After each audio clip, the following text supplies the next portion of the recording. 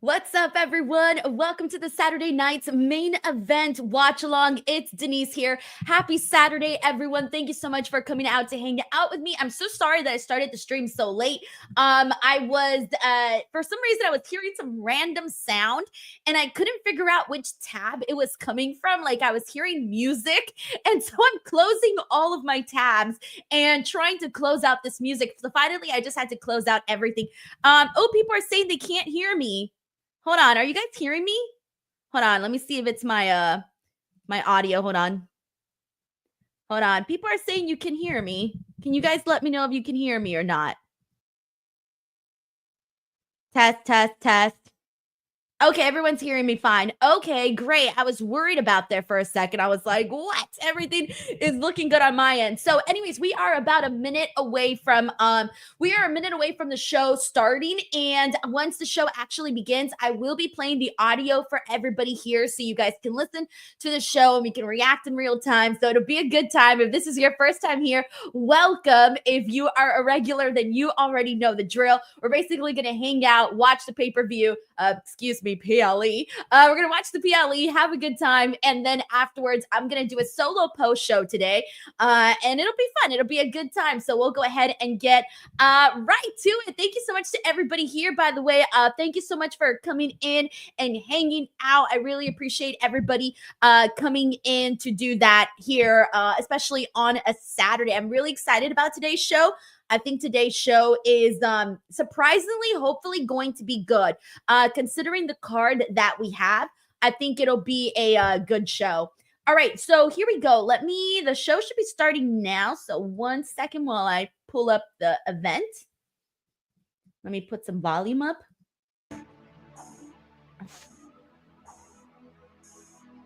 Started yet.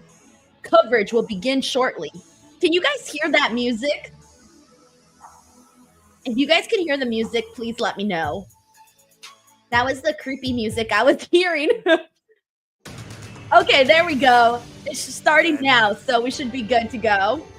Let me start recording the other stream that I have going. All right, because I have 2 streams going. All right, cool. Awesome. So we are ready to roll then. We got the stream going. We got the actual show happening. We are all set. So I think the volume is good. If the volume is good for everybody, let me know. You should be able to hear me and hear the broadcast at a good amount of volume for both of them. We are coming to you live from Metro New York. And down there in Midtown is where pop culture. I think the volume's good for everybody. Okay, I'm excited, everyone. We're about to get a feel for what the nostalgic vibes are going to be like. Thank you so much, Maria, for letting me know the volume is perfect. So we are getting started here with the show. Once again, if you want to watch the actual video portion, you'll have to do that on the Peacock or wherever it is that you watch your pro wrestling from. Here, I'll just be able to roll the audio for you guys so that we won't have to. Some people are saying it's a little too loud. Let me lower it. Hold on. Okay, I lowered it quite a bit, so I think it should be okay. John Taylor says, volume sounds good. You are actually ahead of the local NBC station. Yeah, because I'm on the Peacock, guys. So I'm watching on Peacock instead of actually on TV. Oh my God, I love that they're doing the throwback intro, which is obviously what you would expect here. I feel like everybody who grew up watching Saturday night's main event, this is probably very exciting for them. I was never really, I wasn't born until the 90s, so it's a little different for me, but I know for a lot of people, kind of seeing this is very, very cool. Seth Scrider 2 says, NBC or Peacock for you, Denise. I am watching on the Peacock, everybody. Yeah, I'm watching on the Peacock because it's just easier for me. But I'm loving this intro so far. We got the old school intro, and now we're getting the new intro with the modern, current superstars. So that's pretty dope that they are, showing the contrast. God, what a difference. Oh my gosh, the old logo, obviously without the F, but still the same color scheme and everything up on the up on the big screen at the top. The stage, obviously a little tweaked, a little bit different, but pretty much the same. Let's see what else. They got the obviously, yeah, the original venue. We already knew that. Hold on, let's see what else they got.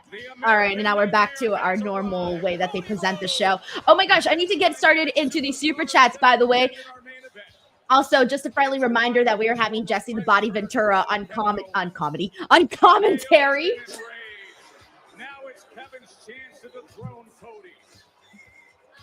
Plus, on your left is Liv Morgan. On your right, IYO SKY. Oh, they're doing the over-the-air announcements too. I just noticed that.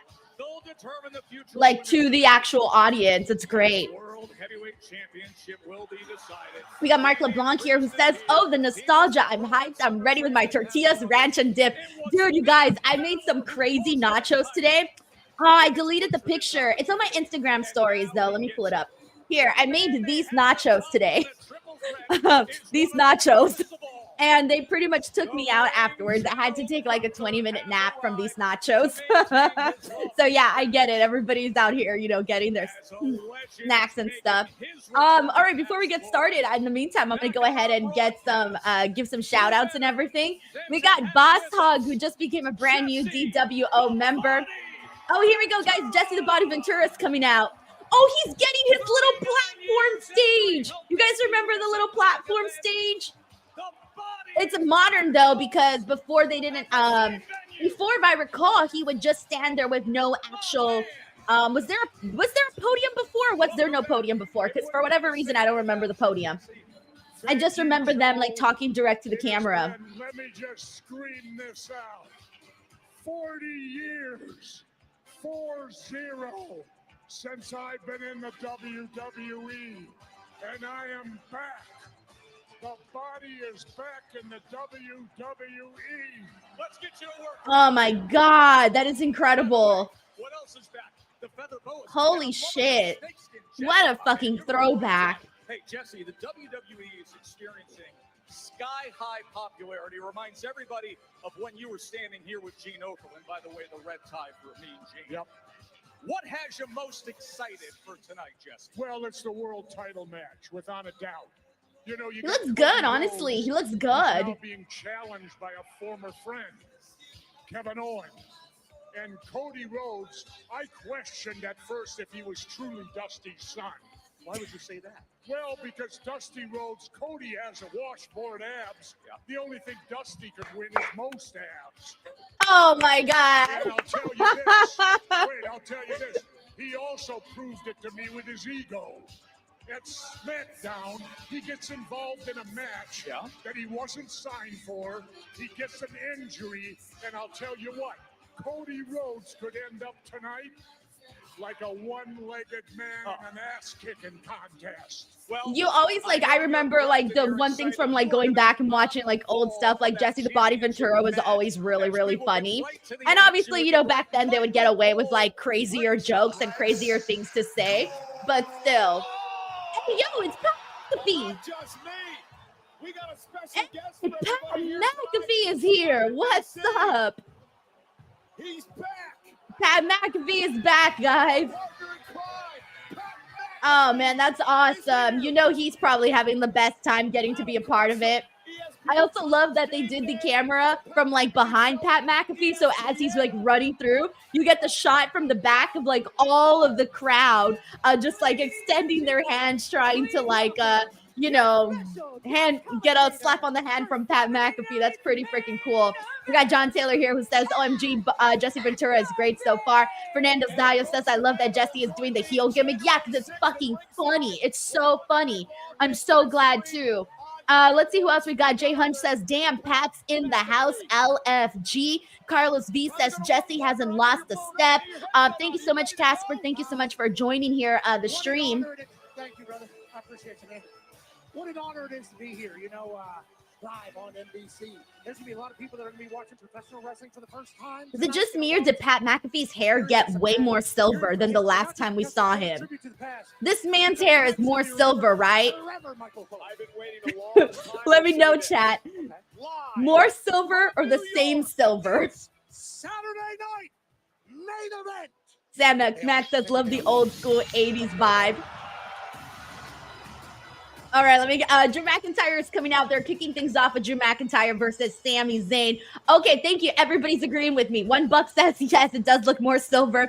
Nazir James says, most definitely. Shelton Mysterio says, yeah, definitely more silver. We got Desi Baby in the house who also says, definitely. Jared Thomas says, definitely more silver. Everybody's in agreement with this. All right, I love the stage, how it looks right now. It's so freaking like, even though it's obviously, a big venue, it still kind of feels like a little intimate just because everyone is so close to the wrestlers when they come out.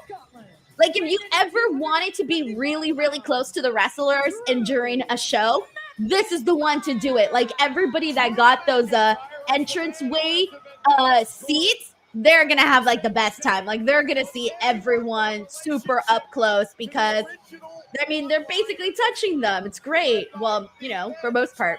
Brandon Rosen, thank you so much for sending us a comment here. He's been a DWO member for 14 months. He says, looking forward to the nostalgia feels. I am too, man. So far, we're already getting them. Bailey Darling's in the house who says, hey, can't wait for the final PLE pay-per-view of 2024. Yeah, this is it for the WWE side of things, guys. This is the final PLE for WWE. If you are an AEW fan, there's still a PLE on the 28th for AEW World's End. So not the last wrestling PLE, but at least on the WWE side, the last PLE for sure. We got Infamous Raider Loco who says, let's go DWO leader. Should be a fun one. It should. I also didn't mind the show starting late today because we've been getting used to like the show starting at like 3 p.m. Pacific Standard Time, 4 p.m. Pacific Standard Time. It was kind of nice for the show to once again start at 5 o'clock. Hopefully they don't do too many commercial breaks and stuff like that. I hope they kind of run through the show, like boom, boom, boom, like get all the matches in because, I don't want to be here so late. And no, everybody wants to go to sleep at some point, right? We got Celadon here, who's also a brand new member. Good to see you again, Celadon. Sheldon Jackson just gifted 5 DWO memberships. Hell yeah, Sheldon. We also got John Taylor in the house who says, primary reason I wanted to tune in was the retro style and also just to hear Jesse the Body Ventura. Yeah, man, it's so funny because I kind of forgot like how he was, but the second that like he started talking, I feel like all of these past clips and memories of that just like came all at once, where suddenly I'm like, oh yeah, I remember this, I remember that. So it's very, very cool to see, and I love seeing at least once this happen. I mean, I know we're gonna have another Saturday night's main event in January. I forget the exact date, but I know we are gonna have another one. But I think stuff like this is nice, right? Like honoring the past through the future, I think is pretty cool. We got Brandon in the building. What is up, Brandon? He says, hey, Denise, how was your day? Very, very good. I woke up. I did Busted Open in the morning. And after Busted Open, I went to go get, I know Reg is going to laugh and all the Wednesday peeps are going to laugh. Don't laugh when I say this, guys. All right? I'm watching you. Don't laugh when I say this. After the freaking Busted Open show, I went to go get a facial. All right? Get your mind out of the gutter. The match has officially started, by the way. I love the way that this match is starting, too, because, mind you, Drew McIntyre attacked Sami Zayn, ruined his match against Seth Rollins, and so they just started this off like right away. I got everybody going AO low. I knew you guys were gonna react this way. Yeah, and so this is starting off with some good freaking heat here. Like Sammy's pissed with Drew. But yeah, after the facial, I went to the market, and then after the market, I made dinner, and then I took a little nap on the couch, and then got ready, and now I'm here. So that was pretty much my day. Brendan, thank you so much for the super chat. We got Terrence Johnson here who says, every year that passes, the more I hate decorating for Christmas. Nice freaking moonsault. I'm think that it's hating decorating for Christmas, but knowing you have to take off all the decorations afterwards. I think that's the part that gets a little frustrating. It's like, oh, I put all these ornaments on my tree and then I have to take them off right afterwards. Terrence, thank you so much for the super chat. And I'll catch up on the rest in a bit. Natish says dinner before 5 p.m. Oh, Natish, let me tell you, this is what I'm known for. I eat dinner super early. I eat dinner pretty much every day. Don't laugh. At between 2 and 2:30. Yes, 2 and 2:30 in the daytime is when I eat dinner.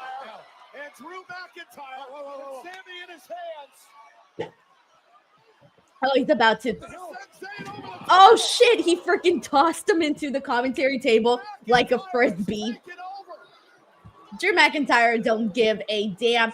Oh, guys, I forgot they're on freaking NBC. So the freaking commercials. No, I forgot we were going to have commercials like this on the show today.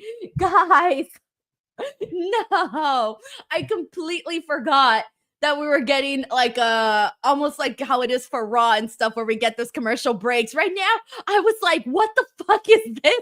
Why are they going to commercial break already? Bro, in my mind, I was watching a PLE format. I wasn't watching like the Raw commercial format, you know? I'm sorry, did this trip out anybody else? Because in my mind, it's just, I just fucking forgot, you know? I just really fucking forgot, honestly. Yes, Matt Reichel, I am definitely sleep deprived. My Twitch is back. I was telling Reg on Wednesday that whenever I don't sleep, my Twitch comes, I have an eye twitch that's like, I can't control it. It comes and goes. But yeah, it happens so much. It happens when I don't sleep, but it's because I've been very busy with all of the,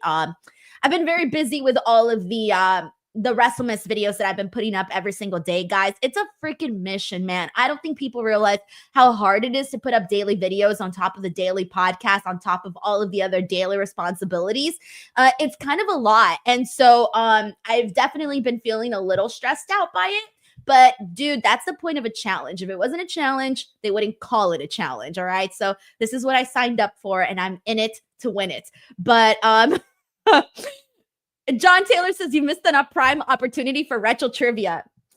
Damn, John, I'm just dropping the freaking ball left and right. Liz Review says only 14 minutes in and already a commercial. Yeah, guys, it's like Raw SmackDown format, not PLE format, because obviously PLE format, we watch the match straight through until after the match. That's when we come in and we have the commercials. Big 38 says, or sorry, BG 38 says, I literally came here to be like, why did they go on commercial? Guys, we're slow. Clearly, we're slow. We're so used to things a certain way that we just forget. So yeah, that's definitely something that throws me off. But one book says, yes, editing takes a long time. I edit all my videos, guys. Like I take full production of all my videos from start to finish, from brainstorming to shooting to editing to creating the thumbnail to coming up with all the SEO for it, all of it. I handle everything for each and every single video, and all that shit, even though it looks like it could be super easy, but like you could literally spend like 30 minutes on one thumbnail. You can spend another 30 minutes just thinking of a title and writing a description and tagging the videos and thinking of when you're going to put it out and stuff like that. So yeah, it does take a long time. We got a couple of super chats that I got to get into. Let's see. Where did I leave off here? This is from Bailey Darley, who says, I'm going to listen to you then watch since WWE wants to be weird. Oh, we're back. Hold on. All right, we're back. Bailey Darley says, since WWE wants to be weird by YouTube for UK, I wish it was on the network. So, oh, yeah. So you can't watch right now on the UK because, yeah, this is on NBC. So I don't know how it works for you guys over there. I'm sorry, Bailey Darley. I wish I could give you more information, but truth be told, I always just look at how it's going to affect me. And then I never look at how it works for everybody else. Because just sometimes you just forget, you're so used to everybody getting to watch everything at the exact same time universally. So yeah. But I'm so sorry, Bailey, that you don't get to watch like right away. But I'll at least give you the results and stuff. you know, that helps. Thank you so much for the super chat. I'll catch up on the rest in the next commercial since we're here. We got Chastity here who says, does Hayden still dress like the 70s? Yeah, it's kind of her thing. It's her look for right now. Sam Max says it's on the WWE YouTube channel in the UK. Okay, so if you're in the UK, I get it. You can watch on the YouTube channel. I'm assuming you just have to pay, or do you not pay? Because I know sometimes on YouTube you can pay like $2 to watch like a pay-per-view or something. Because I know TNA does that, right? TNA does that where you pay like a little fee. You pay a little fee and you get to watch the show. Tim Beatty says, why do they keep interrupting my commercials with wrestling? Get back to the commercials. Sam Max says you don't pay. All right, guys, so heads up. If you are on the UK, you get to watch on the YouTube channel. I guess it just reads it through, like, you know, your location and whatnot. Drew McIntyre is property of Monday Night Raw. However, he was at SmackDown last night talking to our general manager. Kristen Jordan says, where are your snack cans? Retro gear plus snacks, LOL. So I ate nachos right before this. I'm incredibly full. But I do have my water to keep my vocal cords moving along. That's the secret to talking all the time, is just drinking a shit ton of water. And I have a Capri Sun because I want a little extra flavor, so I'll get a Capri Sun. Thank you, Christian Jordan. I wonder how long today's show is going to be, by the way. In my mind, this show was going to be 3 hours. But now I'm not entirely too sure how long this show is going to be. Hulk076 says, no energy drink? No, I don't drink energy drinks. No. A couple months ago, though, I did try C4 energy drink. It was really good. Not even going to lie to you. It was really good. Like, I wasn't just chilling. It was legit good. My husband gets C4 energy drinks, and I forgot which flavor it was, but I tried it, and I was like, it's best you keep this away from me because I love that sugary type of drink. And I thought, oh, I better get away from this because this is the danger zone for me. I would chug a bunch of these and that would not be a good thing. Thank you, Shelton. He says it's only 2 hours. Wow, guys. I was literally planning on being here for 3 hours. Like, I didn't even know. I'm supposed to know this stuff. I didn't know this show was only 2 hours. I forgot we were having these kinds of commercial breaks. I was not prepared at all. Blue Thunder Bomb. I think Drew McIntyre, by the way, needs to win this matchup. Drew McIntyre, like, he just came back. He's done such great work this entire year. Dude needs to get his flowers, even though he's a bad guy. Still needs to get his bad guy stuff. You know, we've been amazed, Pat, watching Sami Zayn for years, how he's able to continue to... Mr. Handles Gaming, I cannot share my screen if this is your first ever watch along. I can only share the audio due to YouTube copyright purposes. Never share your screen of the broadcast because then YouTube will come down on you, take your channel down, and you're done. You're finitoed. So if you kind of want to be part of this, you got to have like 2 screens. Pop it on your TV, pop it on an iPad, a laptop, etc., etc. Sean Blair says, if Drew loses, does he pull an I quit angle like Batista? I don't want to see that right now. I think it would be too that's it. There you go. Drew McIntyre gets the win here. Okay, so then I guess I don't need to finish thinking of a scenario of if he loses, if he's gonna bust an I quit like Batista.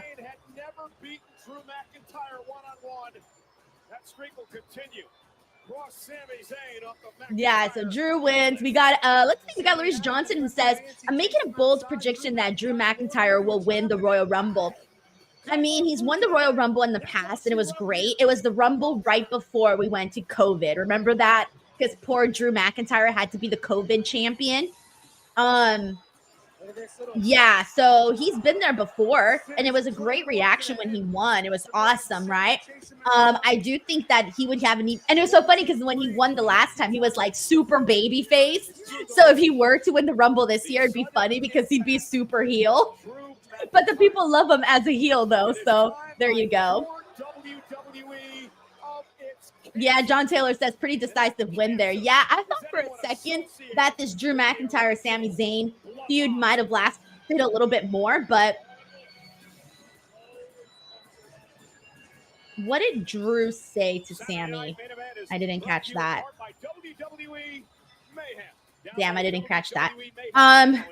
Someone on the SmackDown post show had suggested the idea of like Drew, because everybody's sort of been wondering like, okay, who exactly is Drew McIntyre's next feud, right? I liked what somebody on my SmackDown post show had suggested, the idea of Jey Uso. I actually really liked that idea because he's somebody that, you know, is close to Roman. It's not Roman yet. Roman's obviously preoccupied at the moment. But he's close to Roman. He also, you know, might want to get some revenge for his brother Jimmy, who got Claymore last night on SmackDown. And also, dude kind of needs something. What's he gonna do right now? He's sort of, you know, back into the bloodline stuff, but he's not really like doing. He doesn't really have anything specifically for him. So, and speaking of Jay, look, he just popped up on the TV, but we are back on a commercial break. So yeah, I do think that Jey Uso could possibly be that person, but we'll see.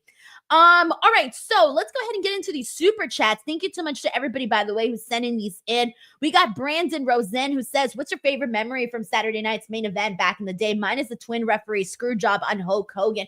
Dude, you know what's crazy for me is that everything that I watched from the past was always a freaking, how do I say this, blur, in the sense that I never knew what shows I was even watching stuff on. So for those of you who don't know, when I started watching wrestling, I didn't start actually watching until 98, 99. And I would just watch like Raw and SmackDown. Like that was pretty much what I would watch, was that. And then from there on, I remember my uncle, because he was such a, you know, big wrestling fan, he would then show me videos of things like, he would show me Coliseum home tapes. He would show me just like a bunch of different stuff that I didn't even know like what I was watching, who I was watching. I didn't get to watch storylines in order because I would just watch whatever it is that he showed me, right? Like I'd see a random tape from God knows when. And then after that, I would never even be able to follow the storylines, which was kind of crazy. So as I grew up older, like as I grew up and, you know, became a, you know, a lifelong fan, it was one of those things where I kind of struggled piecing certain stories from the past together because I never watched them streamlines like that. And so for me, like I didn't even get to watch Saturday night's main event like that. Like I just watch, you know, the newer stuff. I didn't get to watch the stuff from the past. And so I do kind of hate that because, well, I mean, I can't be born earlier. You know, I can't do that. I couldn't have started watching earlier, but it was definitely something that kind of, you know, I always had to go back and figure out what the fuck was going on. And I think that's part of the reason why I love doing the like wrestling rewind videos when I got to go back and watch each and every single WrestleMania, each and every single SummerSlam, because I didn't get to see everything. I didn't get to see all of that stuff. So I always try to go back and just see things from the past, right? Because I didn't either get to see them, or if I did, I don't even remember because I was so freaking young. And so that's one of the things that has sort of been something that I've always had to do, is go back and just, you know, refamiliarize myself with things. Brandon, thank you so much for sending this in. Sven Big sends in a very, very generous super chat. Sven, thank you so much for all of your support, man. He says, thanks for doing this, Denise. You're the best. Thank you so much, Sven. This has been a very busy month, but I'm so happy right now because even though doing all of the daily videos and stuff is kind of, it wouldn't have been so bad. What ended up happening was I had a plan. So what happened was I had a plan with the videos, right? But then I ended up going to Dallas for All In press stuff. And that completely backed me up by like a whole week, even though I was just there for 2 days, because those 2 days were like my shooting and editing days. And then I find out super last minute that this event is happening. And I'm like, shit, I'm going to Dallas. And so now I got all of the Dallas videos that I put up. And so basically that kind of backed me up a little bit with my stuff. So instead of having videos in the can days in advance, I'm doing them the day of or the night before, which has kind of gotten a little crazy. So I went from having a really perfect thought out schedule to all of a sudden, shit, I'm behind. All right, we're back on the show, by the way. Spend Big, thank you so much for the super chat. We got Corey MacArthur, who also sends in a very kind super chat. And Corey, I want to let you know, by the way. Oh, we got Tito Santana in the house, by the way. They're just showing him right now. Corey, I want to let you know that you are officially now, YouTube just informed me, you are featured in the Community Spotlight tab for being a top commenter. So congratulations, Corey MacArthur. There's Jimmy Hart. I've interviewed Jimmy Hart, God, I think like 500 times, guys. It's so funny. Me and Sean always laugh about how he's everywhere. He's like at every single media event that they had. It's been a while since he's been there, but he's always there, and it's so funny. But yeah, Corey MacArthur, you are on the top commenters list. Also, Fly Birds Fly 20. James D, the finished article, is also on here. Benoit, the Weirds one. I'm not sure if he's in here right now, but I'll look for him. And then Juan Carbajal. Those are right now the people that YouTube is showing me are top commenters on my videos. So thank you so much. But anyways, Corey MacArthur says, "Your Renaissance woman from a wonderful episode of Busted Open this morning with Mark. Best duo to the Saturday night main event watch along. So glad to be part of this crew, and you're stirring the ship. Great job." Thank you so much, Corey. I love whenever Mark can do the shows. Obviously, he's a very busy man, so he kind of missed a few shows this month. And I'm like, I think our show got better as we did more shows together because we were able to develop like a friendship, right? Because Mark and I didn't know each other before I started doing the show. Like we had met like one time, but we didn't know each other. And I always say this. I always say like when it comes to any co-host that you have, I always feel like the best relationships and the best podcasters and all of that, it's because they have like a real friendship outside of the show. And I think that when you get to know somebody a little bit more, it just makes for a much better so much better freaking experience. So yeah, thank you so much, Corey MacArthur. We got Margie Love who says, "Hi Denise, happy Saturday night's main event." Margie Love, thank you so much for hopping in here and sending in the super chat. Is very kind of you. We're also about to get started on this Liv Morgan IYO SKY match, but they're showing a video package right now. David Primero said, "Stages meh, should bring the theme sets for PLEs." Now, I like what they did here today. I really did. I think it looks very cool. Like I said, everybody sort of being so up close and personal, I think is pretty freaking awesome too. Dan Lutzka, thank you, David. Dan Lutzka says, if I can nitpick promos, should have been the first thing we see intro music. Cody versus Owens should have been first. LOL, okay, no more complaining. No, I think I had it in my mind that Cody Rhodes and Kevin Owens. Oh, I'm seeing you're saying, okay. Sorry, I was just trying to understand what you meant by this. And you meant like seeing them first in the promos. Okay, I see what you mean by this. Because I thought for a second I thought you were talking about like the formatting of the match, but I'm like, oh yeah, no, that's our main event. But no, I get what you're saying now, Dan. Thank you so much for the super chat, man.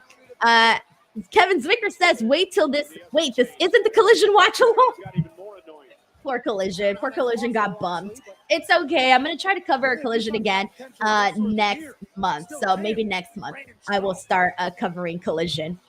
Thank you so much to Kevin Zwicker for sending that in as well. Alrighty. Let's see. I'm going to make sure to give some people some shout outs here, by the way, that are in the chat.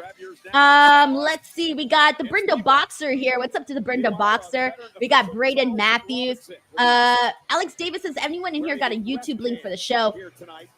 You, depending on where you're at, if you are outside of the United States, I think you could watch it on WWE's YouTube is what I hear. If you are in the United States, you watch on the Peacock or on the the Peacock or NBC. So I guess it depends on where you're from. So yeah. We got Vin here. What's up, Vin? We also got Johnny Cage. We got, let's see who else we got here. Braden Matthews. Thank you so much to Bailey Darley, who says, my hyped match is Liv versus IYO. Well, it just started right now. I know a couple people might want to see. Oh my gosh, she's so good. I love how IYO just did like her flashy little backflip, and then freaking Liv just was like, nah, here's a drop kick. You're done, girl. I know a couple of people actually want to see Liv get the W. I mean, sorry, see IYO get the W here, but I just I don't think it's gonna happen though. I could see her winning the Royal Rumble though. That would be pretty damn sick. But I just don't think that she would defeat IYO. I mean, sorry, defeat Liv here today. John Taylor says, I wish they had those mini wrestling rings that the wrestlers stand in as it goes to the ring a la WrestleMania 3. Imagine. And then they just like turn off all the music and you don't get any music. They just come out. They just come out with a little ring. John, thank you so much. Yeah, I agree with Sarah here who says, I want IYO to win, but I know Rhea is the one taking it based off of storylines. Yeah, that's pretty much why I'm not necessarily expecting a title change here. We got Dawn, aka Smiley Girl, who says, oh shit, she just took out Liv with a moonsault. Dawn, aka Smiley Girl, says, hey Denise, just sending you some love. Thanks for all your hard work throughout the year. Loving the daily videos, and watch along is the icing on the cake. Thank you so much, Dawn. We are back with a commercial break. Dude, I feel like we have gotten, is it like everybody here has gotten a shit ton of freaking commercials, right? Like this is more than what we normally get. We are getting so many commercials. And it's barely been 30 minutes of the show. I'm pretty sure we've had at least 4 commercials already. I feel like we've had a lot of commercials. Holy shit. Dawn here says, oh, I already read this. Thank you so much, Dawn. I got more videos coming out. I'm going to work on tomorrow's video tonight. So I still got to do that. I already wrote down the script and everything, but I haven't actually shot the video just yet. So that's going to be incoming. Thank you so much to Dawn. We got Mike Parker Collects, who sends a very freaking kind super chat. Mike, dang, thank you so freaking much for this. Mike says, I just rewatched some old Saturday Night's main events. They definitely hit me. Licensing obsession and using the old Saturday Night's main event theme, but they missed the mark not making graphics before the matches or intro promos before the opening, enjoying the show regardless. I wonder if it's something that they thought about doing and then just decided not to, or maybe they just thought like, oh, as long as we get like the feel of it. Because so far it doesn't feel like the actual, so the aesthetics and all of that, for the most part, it feels, very nostalgic, but the format of the actual, like the rundown of the show still feels very, very modern though. So I feel like that's probably the only thing that doesn't feel too different, because like they still did everything the way that they do when you're watching, Raw, for example, these days, where they come out and they do their little walking and stuff like that. The intro, the arena intros and stuff like that. So it feels like the rundown of the show still feels pretty much the same, but it's really just like the aesthetic and of course the intro and the ring and all of that. That's the difference maker. But Mike, dang, thank you so much for your kindness. I hope you're enjoying this throwback, and thank you so much for your support constantly here on the channel. Thank you, Mike. We got Brandon Rosen in the building, who says, prediction, Liv loses the title when Dom tries to interfere on her behalf and messes up. This is when Liv begins to resent Dom, which leads her to dumping him. So a couple of months ago, I made a prediction video. And in my prediction video, I was really set on the fact that Liv Morgan would be the one to essentially she would turn on Dominic. Like, I feel if Dominic, I don't know if they want to turn him babyface, but let's say if they ever did want to turn Dominic Mysterio babyface, I feel that they would do it by having Liv Morgan be like, you know what, I'm sick of you. And Dominic Mysterio is like heartbroken and sad because Liv Morgan broke his heart. And Liv Morgan's just like, you know what, I just used you to get to Rhea. I never even really liked you. I feel like that's a way to definitely gain sympathy for Dominic Mysterio. Like, that's the way to gain sympathy for him. But then again, it's kind of fun to see Dominic get booed. So I don't know. But yeah, a couple months ago, I felt like that the end game was going to be Liv Morgan turning on Dominic Mysterio. The funniest thing would be if Dominic was moving on to somebody else after Liv, because then he'd sort of be like a playboy. He'd go from Rhea to Liv to who knows who else? Maybe Raquel. Raquel Rodriguez will be next whenever Raquel turns on Liv. All right, we're back here on the show. Thank you, Brandon. Sky won a battle royal to earn this opportunity against the women's champ, Liv Morgan. That's what's on the line, obviously. IYO SKY is Richard Hoffman. Oh, Richard Hoffman. Hey, how are you? Thank you so much for hopping onto the stream. He brings up Coco Beware. I used to be a big fan of Coco Beware back in the day. He was always so much fun to watch. Series War Games a few weeks ago. Sky now. Suicide. Ooh, damn. We've already seen moonsault, suicide dive from freaking IYO SKY. She's just freaking all over the place. Braden Matthews says Dom has mommy issues. That's why he's always bouncing from woman to woman. He's got mother issues. Unbelievable. Sky now misses a drop kick off the top rope. #1 trend in the United States for good reason. Yeah, Lemonade Sipper says too many damn commercials. I feel you. I definitely feel you. I feel like there's been a lot of commercials. Guess it's just NBC. They're like, we need our commercials. From IYO SKY. Liv's feeling it now. IYO is going for what she calls the bullet train attack. Morgan, backstabber from behind. Liv Morgan deserves her flowers, though, guys. She's had a killer year. Ooh, nasty code breaker. She's had a hell of a freaking year. She's been, I think this was definitely her year where she became the most popular. I feel she became just so known, and Liv knows she's in control now. it really worked. Like everything that they did with her, it really did work.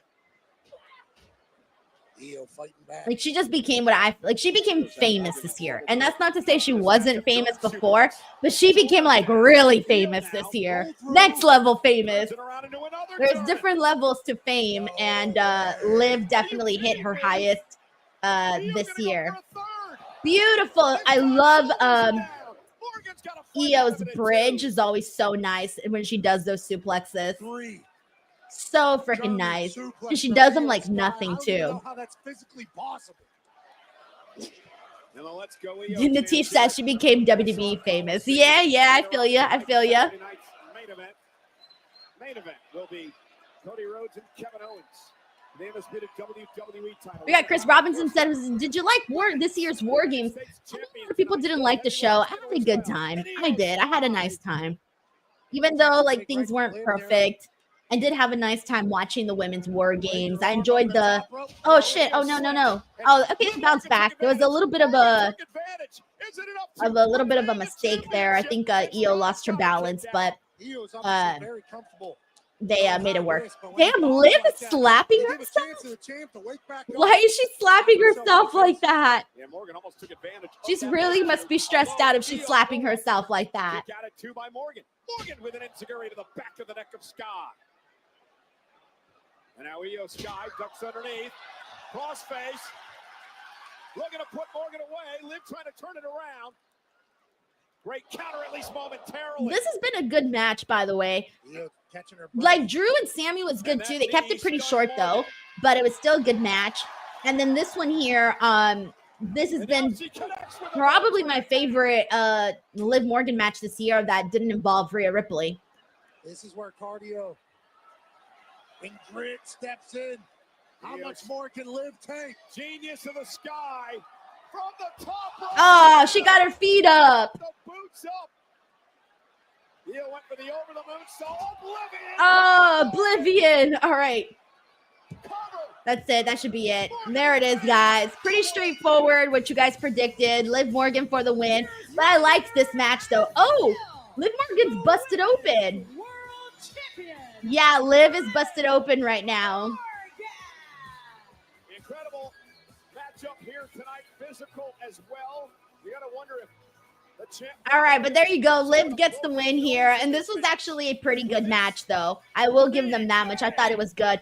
So it was with that knee shot. That knee shot that IYO gave Liv was the one that busted her open that way. But Morgan with a great counter here.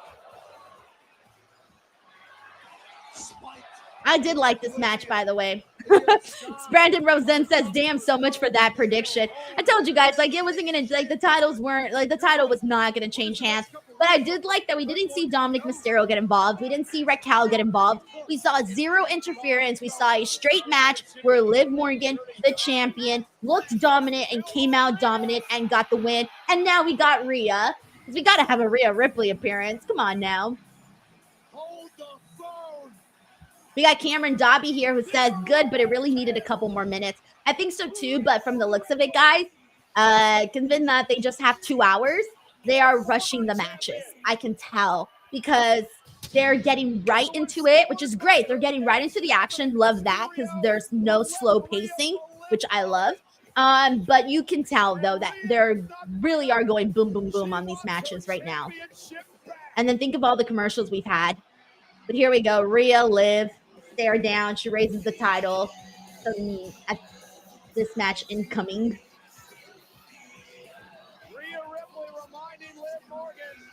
I'm thinking at Royal Rumble, she wins her title back, maybe. Or if not, they could do it sooner at the Raw premiere. So either the Raw premiere, they do that match with Liv and Rhea where Rhea wins her title back, or Rumble. I feel like they should do it for the Raw premiere. And I say this because if Rhea Ripley wins her title back at the Raw Netflix premiere, I feel like Rhea Ripley has the most appeal in the sense that if there's anybody new watching that show, like any non-wrestling fan that decides to tune into Raw, or maybe a lapsed wrestling fan that decides to tune into Raw, and they see Rhea Ripley, I promise you, they'll be like, who is that?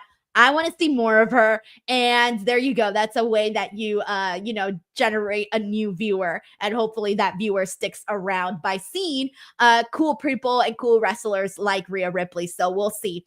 But anyways, we're back to commercial. And let me go ahead and get into these super chats here. So we have, where did I leave off here? Okay. Oh, this is from Kenty. Thank you so much to Kenty, who says, in Japan, PLE is available on Abema, but Saturday night's main event is unavailable. Can't watch our girl IYO challenge for the title. That's why I came to your watch-along. Oh, I'm so sorry, Kenty. I know, and that's because this is airing on NBC, so it's different from their normal PLEs. And I think, again, we all kind of like forgot that. Like we all kind of just forgot that because in our minds, we're so used to the way things are normally done. But yeah, that's definitely, the reason. So I'm so sorry. I don't know what options you have in Japan so that you can watch. I'm not really sure how that works over there. But maybe you can check on wherever it is that you normally watch, or like if you watch on the network, or how that works for you. I'm not entirely too sure. I wish I could give you better information, but thank you so much for coming out and hanging out here on the watch along. And at least I'll be able to give you like spoilers and stuff. So maybe that'll help. Thank you so much, Kenty. We got Corey MacArthur, who says, love when I hear you introduce Mark Henry, as I know my Saturday is on the right foot. You and Mark bounce off of each other really well. Thanks, YouTube, for the shout out. Enjoying the nostalgic tonight. Yeah, it's been great, honestly. And it's funny because I've kept the same intro for the Saturday Busted Open. I do like the let's go thing. I'm trying to like make it my thing, and I've been doing it every single weekend for the last year and a half. So I think it's stuck by now. I think people know that by now, but I don't know. I'm trying to make it like my thing, But yeah, Mark is great. He's a really nice person, behind the scenes. And he never made me feel like I didn't belong, which was very nice. Like he included me in to the group and all very, very easily. Like, when you're the new kid somewhere and you could feel like left out and stuff, like Mark always makes sure to include me and make me feel welcomed. And that's very, very nice. We got Bailey Darley here. Thank you, Corey. Bailey says, I hope IYO wins the title since my favorite wrestler, and I hate Liv holding the title now. I'm sorry, Bailey, but it doesn't look like that definitely did not happen. But at least, hear me out, Bailey, hear me out. At least you got to see a pretty damn good match here right now with Liv and IYO. So I think you're okay on that end. We got John Taylor here, who says, I'm guessing it's on network TV. They couldn't go too far retro since they will most likely have new viewers, so they need to set expectations. That is true, but I think everyone, for the most part, gets the whole fact that it's like a nostalgia show, because it's not like they're not saying it. But again, that might be something that, we didn't consider because we are always watching this stuff. So yeah, good point. John Taylor also says Macho Madness in the front row. Ooh, yeah. Thank you, John. We got Bailey Darley here who says, I hope IYO does something after this. Hey, maybe she wins the Rumble. Maybe she wins the Elimination Chamber. Maybe she goes on to face Rhea Ripley for the title at WrestleMania. They did tease that on Raw this past Monday, so maybe that could be a thing. Trying to think like what else. There's some options there. Like IYO's got some buzz to her name right now. She's always been a liked person, but it kind of, it sort of mellowed out for her, but she's just been, working hard, having good matches with literally everybody. And the fans, they see that, they acknowledge that, and they, they root for her. Bailey, thank you so much for the super chat. We got Stephen Marchuli here who says, cool looks to show tonight. Do you see a title change tonight? Honestly, I don't think so. I think the big, most noteworthy moment based off of the card and what we have on the card, I think is just going to be Chelsea Green, hopefully winning her U.S. title. And the reason I say hopefully is because she is the popular pick. She is the popular choice. She is the one that, the WWE Universe wants to see win the inaugural United States Women's Championship. So I do think that that's going to be the big moment of the night, unless there's any additional surprises. But in terms of the actual matches, that's going to be the big thing. All right, we're back here on the show. Infamous Raider Loco, by the way, thank you, Steven. We got Infamous Raider Loco who says, gotta have Rhea on the show. Liv winning straight up, shocker. Also, have you booked Reg versus Robin? Also, when's the next Luke Owen get together?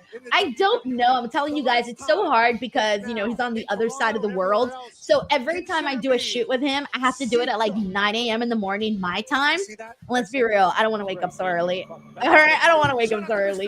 All right, it's time for the triple threat. We're about to see Finn Balor, Damien Priest, and Gunther here today. So let's see. This should also be a fun match. And just given the pacing of the show, I'm expecting for them to get right into the action. And I'm not expecting a title change here either. I'm expecting Gunther to retain. I don't think that the title should go back to Damien Priest right now. Been there, done that. And I don't think Finn Balor is hot enough right now to, by the way, I love the, he's wearing I don't even know what to call it. The only thing I can think of is those, when someone's held hostage and they put a bag over their head. That's literally what Finn Balor's wearing. I don't know what else to call it. He looks like he's being held hostage. But yeah, so I'm not really expecting a title change here tonight. And then, yeah, Luke Owen, I got to wake up early for that. And then, yeah, that's pretty much all.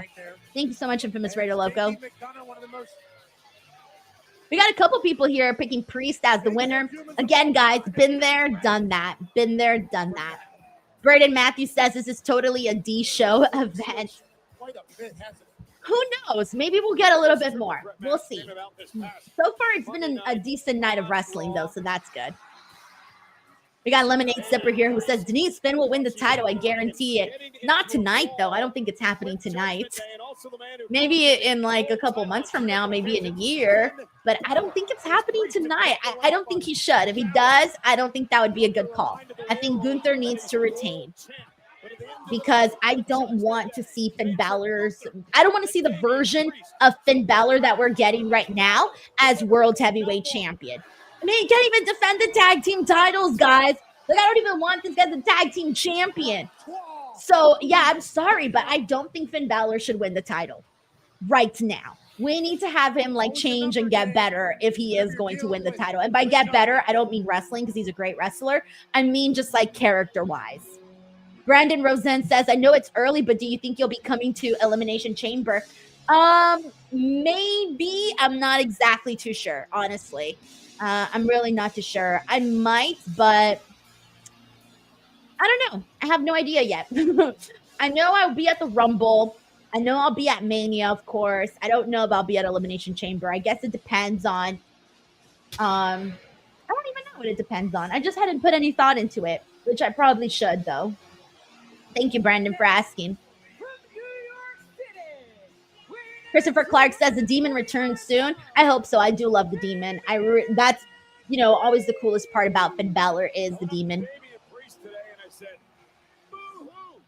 Because he's a Yankees fan. And New York Mets finally beat his Yankees by bringing Juan Soto aboard. Jay Hunch here says Gunther's not losing his title no time soon for the foreseeable future. I hope not.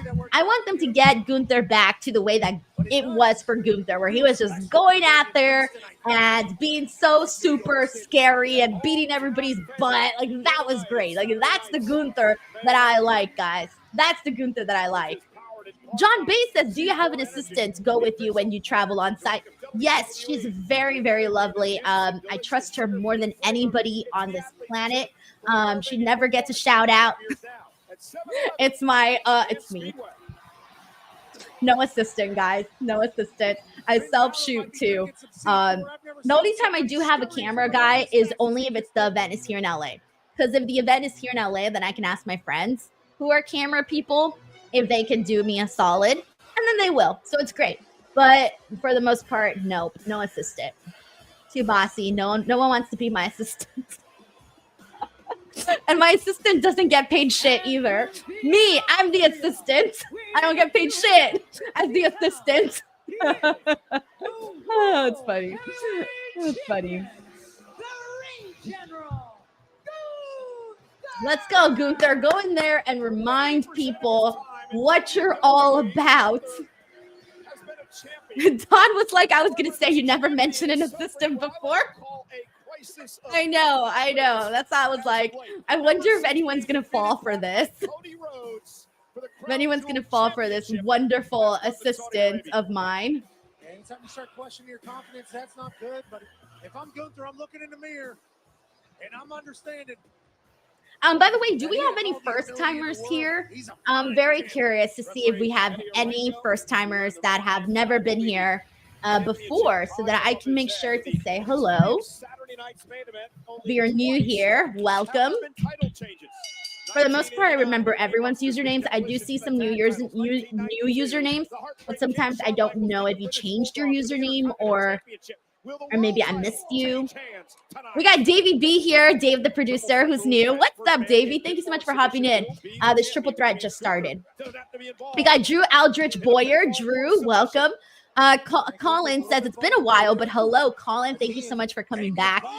Turn Off Your TV is here as well, first timer. Thank you so much for coming on to the stream. We got James P, another first visit. Hell yeah. Then you've been here before. What are you talking about? Don't try to fool me. I've seen you here. Chatsy Orgy here also says first time here. Love it. Brayden, I don't have picks yet for the Rumble just yet. I'll get there though, hopefully. Oh, fuck, man. For a bit, I didn't think no one was going to catch Damien Priest there. He kind of he got more of the mat than he did Gunther. All right, but we are on a commercial break, guys. So let me catch up here on these super chats in the meantime. Karenga here says second visit. Awesome. Thank you so much for coming back here a second time. Nitish says, wait, do you keep tabs of usernames in a diary?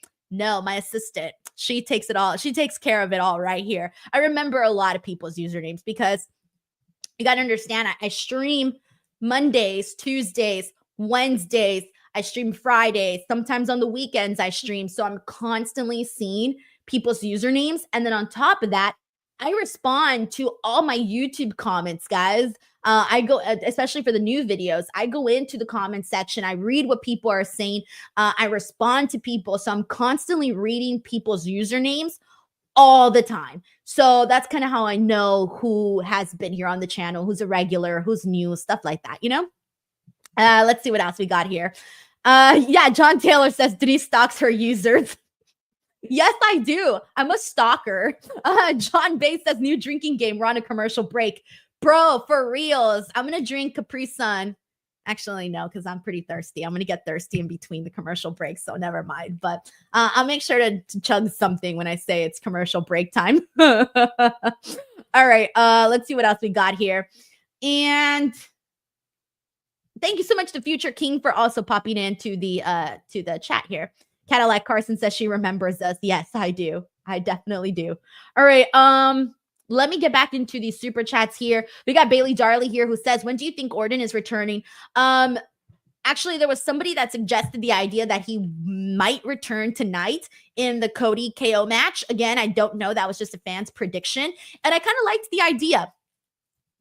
I liked the idea because I think Kevin Owens has been doing a great job. I don't want him to just like flat out lose to Cody, right? So it could be a situation where we do see Randy Orton come out here tonight. So maybe that could be a theory.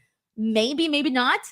John Taylor says, Denise to Mr. Denise, be my assistant. Mr. Denise, I resign effective immediately. I don't think I could ever be his boss. No, it'd be too weird. It'd be so weird. I can't imagine like a husband and I mean, I know there's a bunch of like husband wife people that like work together and stuff, but I wouldn't want to be his boss and I wouldn't want him to be my boss either.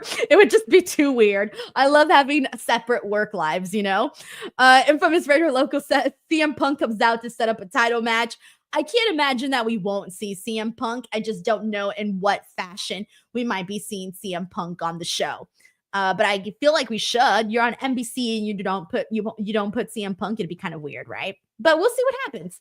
Alrighty. In the meantime, let me go ahead and see what else people are saying. We got Dawn the Visionary here who says, I'm so excited for Chelsea Green to win the US Championship. So I ordered Chelsea Green's t-shirt the second it went on sale, and WWE Shop, for whatever reason, I guess it was I don't know if it was super popular that like they ran out of prints. I don't know, or if they were just super backed up on those shirts.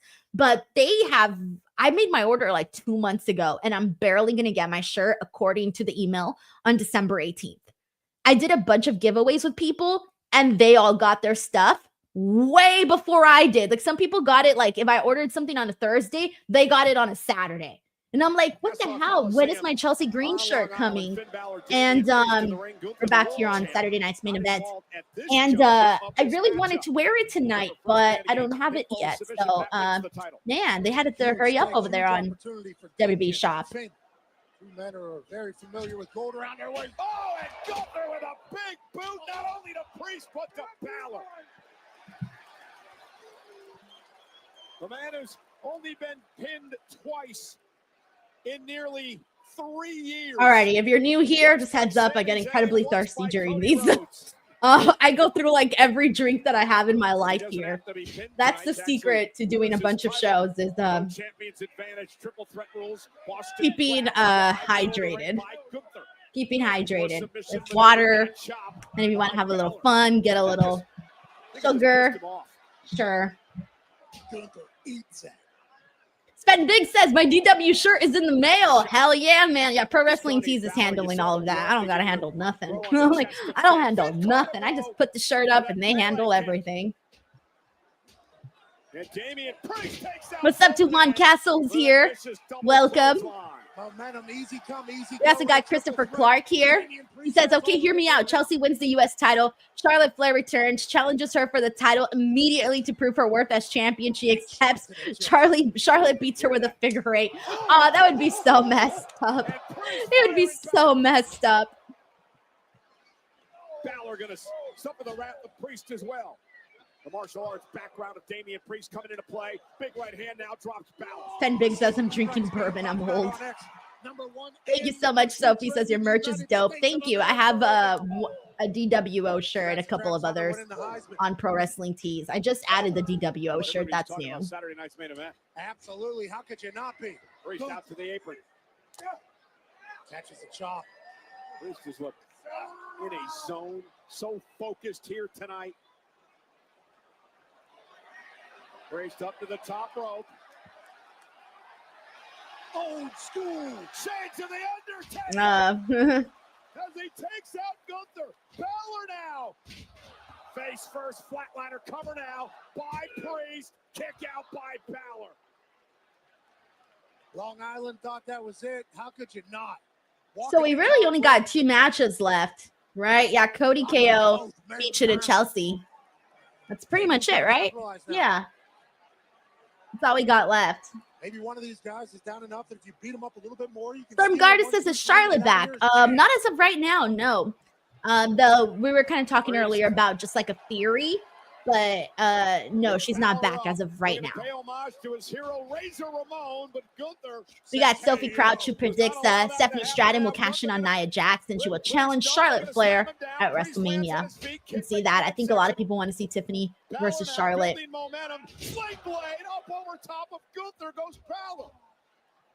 And now the world champ. Sending Balor, who ducks underneath. Finn Balor now. And a swing blade to Gunther as well. And Balor's fired up. The man who has not held a championship, a world championship that is, in over 8 years. Priest with a kicks. Sleeper, shoulders down. Now shoulders are down. Gunther has to kick out. Close.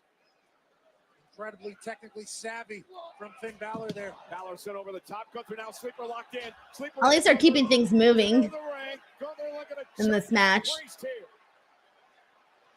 Gunther with the elbows delivered to Damien Priest. Gunther trying to get the win on Damien Priest like he did last time. That's kind of how he got him last time, if I recall. Or Survivor Series, that's what it was.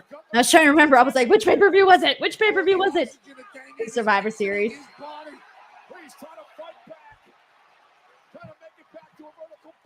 Cody Santella says your TV is way ahead of mine. Oh, man, I'm sorry, Cody.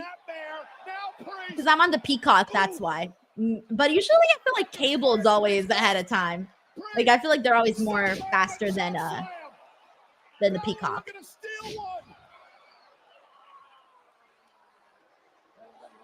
Balor said he taught Damien Priest everything he knows. Bang into the corner. Vintage Finn Balor. Balor now going up top. Finn Balor looking for coup de grace. Oh, what happened? Oh, Gunther. Finn was going for the coup de grace, but Gunther toppled the rope, so he fell and he hit them. He hit his huevos. That's what happened. Vince says my TV's ahead of Denise. John Bay says I had to pause Denise for 10 seconds. Yeah, I guess you guys have to figure it out. See if I'm ahead or if I'm behind for some people. No. Get your ass up, Damien Priest. I was about to say, I do not want to see Finn Balor pin Gunther. I was stressed there for like a little bit. I'm just scared because you just never know what decisions they'll make. Gunther, get your ass in the ring. Thank you. Okay.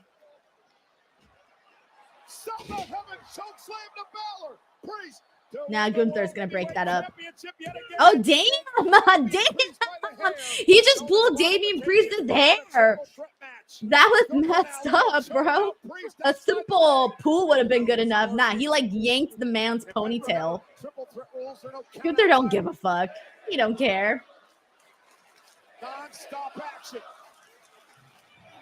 Oh shit. His legs got caught in the steel steps, but powerbomb. He's out. Damien Priest is out. Gunther's gonna get Finn, and that's it. That'll be the end of this match. That drop kick. Probably another powerbomb on Finn. Yep, this should be it. 1, 2, 3. Done. Gunther cleans house. Let's go, baby. All right, so far this has been a very straightforward show, guys. Very straightforward. But you know what? I'm not upset. You want to know why? The wrestling has been good. All of the matches have been good. So if you're just, honestly, this is the kind of show that you sit back, you're on your couch, drinking whatever it is you're drinking, having some popcorn, and honestly, you're watching some pretty fun wrestling here tonight. So that's kind of what the show has been so far. And I love that he won with the power bombs today. Yeah, Braden Matthews says the sleeper hold is so boring. Yeah, I prefer a nice, bam, power bomb. 1, 2, 3. I prefer that a whole lot more. It just it hits a lot harder. It comes across a lot harder for sure. Let's see what happens here, but we should be going to commercial break, I think. Shout out to C4 Energy Drink, guys. I like their drinks. From the few sips that I've had, I very much enjoyed C4 Energy Drink. Cody Santella says he's got himself a Corona. Wayne says Capri Sun is hilarious. Oh yeah, if Reg saw this, he would laugh so hard. Because he's on the whole I eat like a child thing. Driven by hatred, fueled by what he believes is betrayal, takes on Cody Rhodes tonight. And that is the Office of SmackDown General Manager All right, oh, he's got the belt. Oh, we're gonna see one of these girls, most likely Chelsea, get her United States Championship. This is exciting. It's nuts. All right, finally. All right, let's go ahead and mute this because we are back on a commercial break. Let me get into these super chats here. Let me see. Where did I go? All right. Infamous Raider Local says CM Punk comes out to set up a title match. Oh, I already read that. Sorry. David Primero says, when do you plan to do a DWO meet and greet? I actually want to do a virtual one this month. I just haven't landed on a date yet, but I should hopefully have a date soon. I actually have to do that like right away because if the month's almost over, and I definitely want to do this one at some point this month for the holidays. We got Terrence Johnson here who says maybe Omos joins the heel New Day. That would be very cool. There hasn't really been a place for him. God, I don't even remember the last time we saw Omos, whatever the hell, however the hell you say his name. We haven't seen him in a very long time here on the show, and I don't even know what he's up to, man. I did watch his TikTok, though. His TikTok, he has like a bunch of perfume reviews. I heard about it, and I was thinking, yeah, I got to go look at that. I got to go see Omos with his freaking perfumes. And he's very funny in those because he like tells you what they smell like. And he gives all this like information about his perfumes. And it's kind of funny because you never know what random interest people have. And he just happens to have one about perfumes. Great. We got Auntie Collins who says, drink Gremlin Life. What is Gremlin Life? Let me Google that. Hold on. Gremlin Life. Drink? I don't know what this is. Oh, I guess it's an energy drink. I don't know what that is, but yeah, I don't drink energy drinks for the most part. So yeah, I can't even say, but Auntie Collins, thank you for the recommendation. If I ever see it, I'll at least think of it. We got Brandon here who says, I found your YouTube channel from a post tweet that just Alex posted promoting your channel a few days ago, and I'm very happy I saw his post. Which Alex are we talking about, Brandon? Because I know a couple of Alexes. I don't know which Alex you're talking about. So let me know. Thank you so much for the update. It's always nice when other people promote your channel. Like really, really. Oh, I just realized just Alex. Okay, no. I know who you're talking about. It's very kind of him to do. Thank you, Brandon, for letting me know. I love when people promote. So that's always very nice. We got Terrence Johnson who says, I meant Oba. Oh, you meant Oba Femi in the New Day? Okay, well, that changes everything. It would be a cool way to get him introduced to the show, but he's going to be a single star. Like, he's not going to be in no faction. At least I don't think he should. He's going to be a single star. However, there is no harm in him getting started with them. Oh, can you imagine if they like replace Big E with Oba and they start talking about how much better Oba is than Big E and just trying to like make Big E like feel bad about himself. Oh, I could so see them doing that, just like shitting all over him and being like, yeah, Oba Femi's so much better than you'll ever be, Big E. He's much cooler than you'll ever be. I can totally see them doing something so mean like that. Terrence, thank you so much for the super chat. We got Keith here who says 0 promos and backstage spots, just straight wrestling. I like it. I mean, yeah, dude, they're shoving 5. They shoved 5 PLE caliber matches in 2 hours with a shit ton of commercial breaks. Yeah, they're going to have to get to everything very, very fast. I'm doing a review after this, guys. And now I'm thinking that review is probably going to be like 10 minutes long. It's going to be my shortest review ever.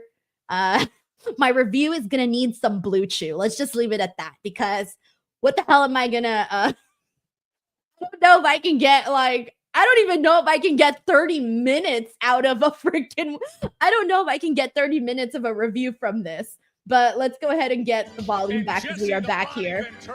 Let's see what he says.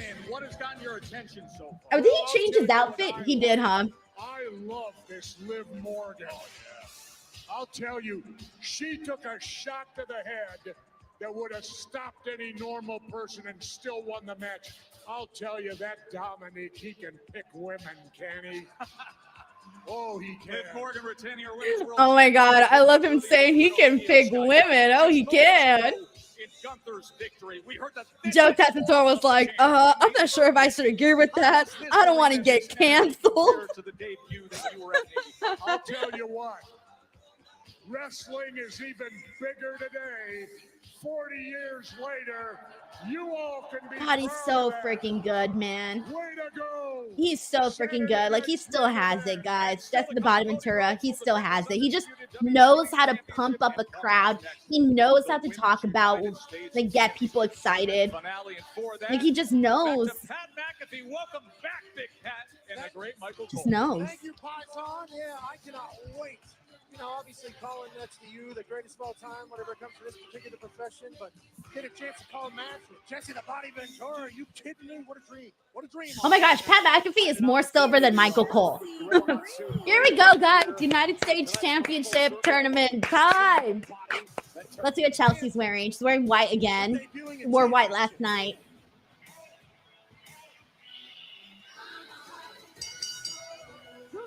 Oh my God, Chelsea Green has Chelsea Green on her outfit. Oh my God, that is amazing. This is what I would expect Chelsea Green to wear. She's her own self on her own self. I love her. I love her. She's so fucking funny. Chelsea Green's right here. That is funny as hell. She even has it on the tool. Even on the tool. The tool even has her face on it. The boots and the knee pads also have her face on it. Here's how Chelsea got here. Surprised she didn't put her face all over Piper Niven. That would have been really funny. But I love that she thought about this. It's so funny. Yeah, because last night she wore, I think it was like florals. Yeah, florals. Florals. That's too funny. John Taylor says, I love Chelsea Green. She's goated. Joe says, outfit of the year. I do think she just won outfit of the year. I really do think so. Christopher Clark says, what an ego by Chelsea. That's funny. More than 210 WWE superstars to dominate the ring in story events and player versus player battles. This exclusive gift is only available today. John Taylor says Chelsea Green is so creative. Grace P says quirky gear. Piper looks good too. Yeah, she does. Loris Johnson says 10 out of 10. One Buck says I love it. She better win. Christopher Snow says what favorite Capri Sun? I'm guessing fruit punch.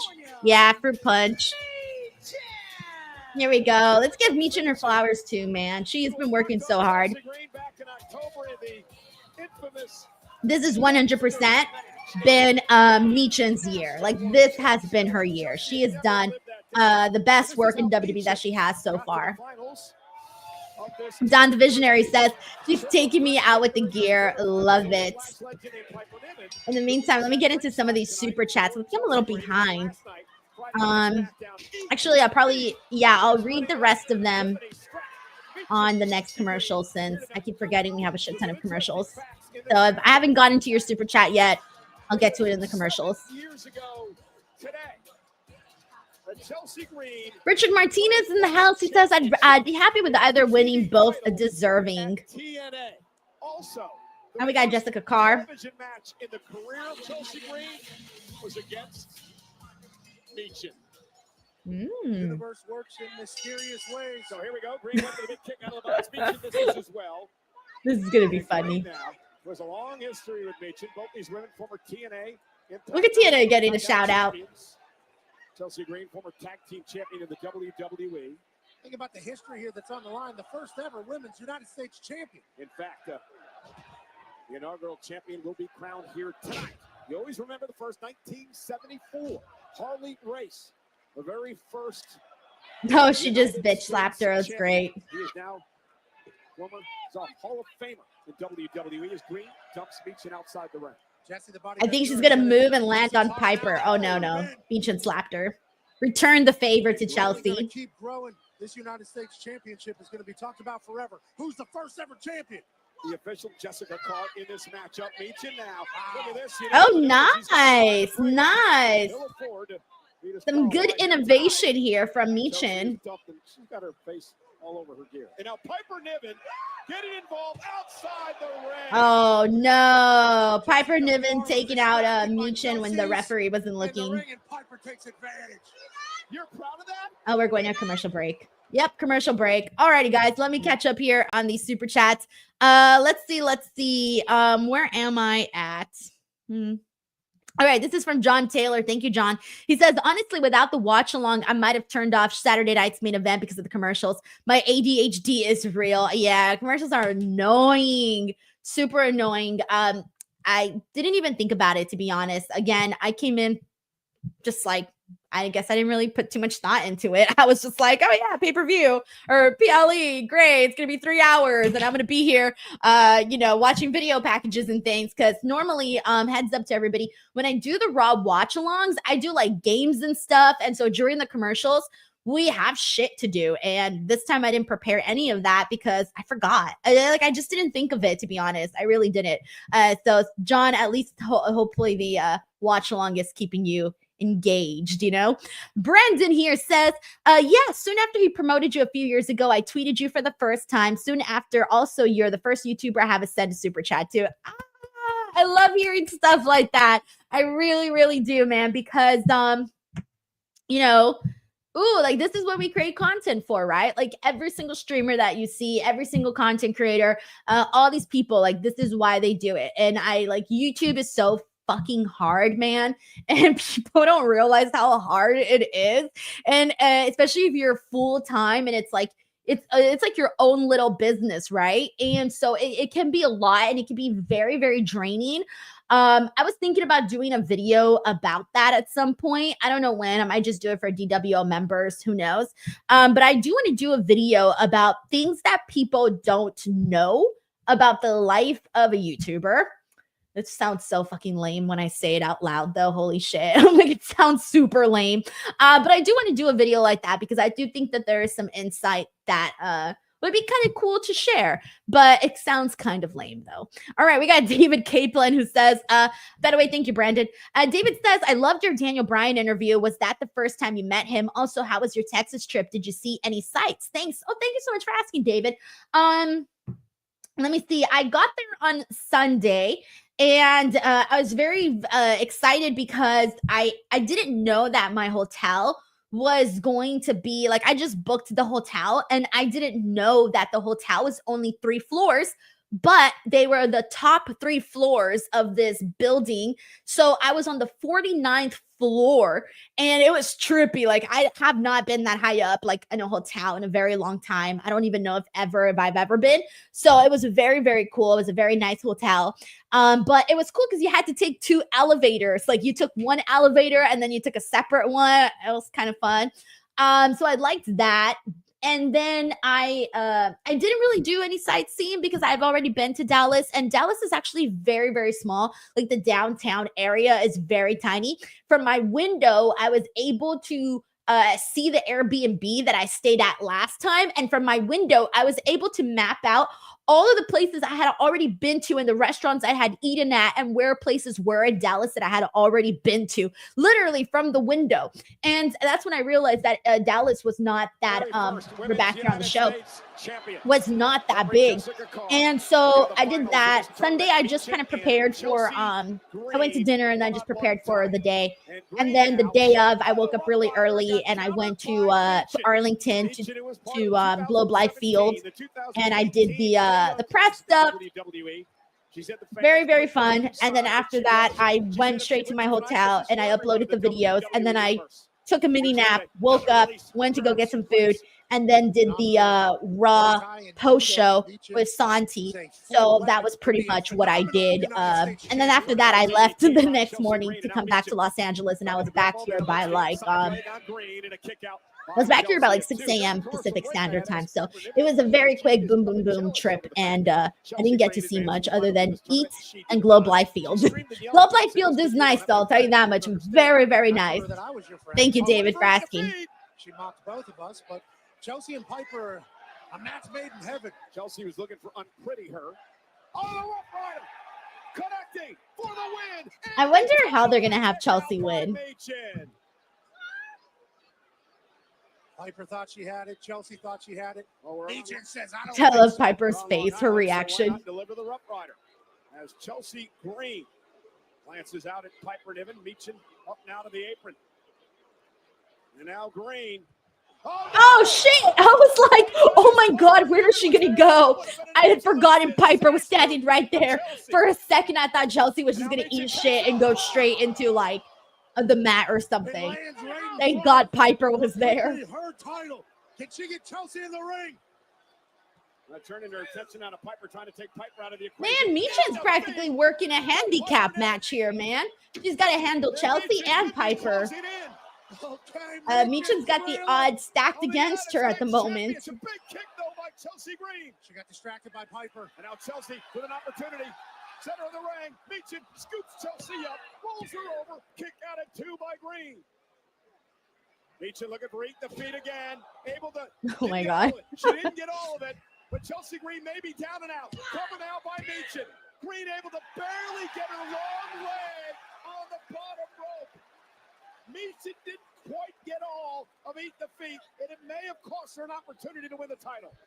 In any kick or in eat the feet. I know this match isn't perfect, guys. I'm seeing the same thing you guys are. I know it's not perfect, but still able to manage to keep her you know, get her foot in a rope, and Long Island's behind Chelsea Green. Yeah, tremendous wherewithal and ring awareness there for Chelsea Green. Sent into the corner now by Michin. Ooh, that hurt. Smacked in the mouth. Now Michin back up in the apron. Piper Niven up there as well. She's got to be careful. She doesn't get Chelsea disqualified. oh, here. what's going to happen to Piper? Oh, Piper fucking Piper sold that. She was like throwing herself. Chelsea now. Oh my goodness. Oh, is this it? Is this it? Is this it? No, wait, is it? That's it.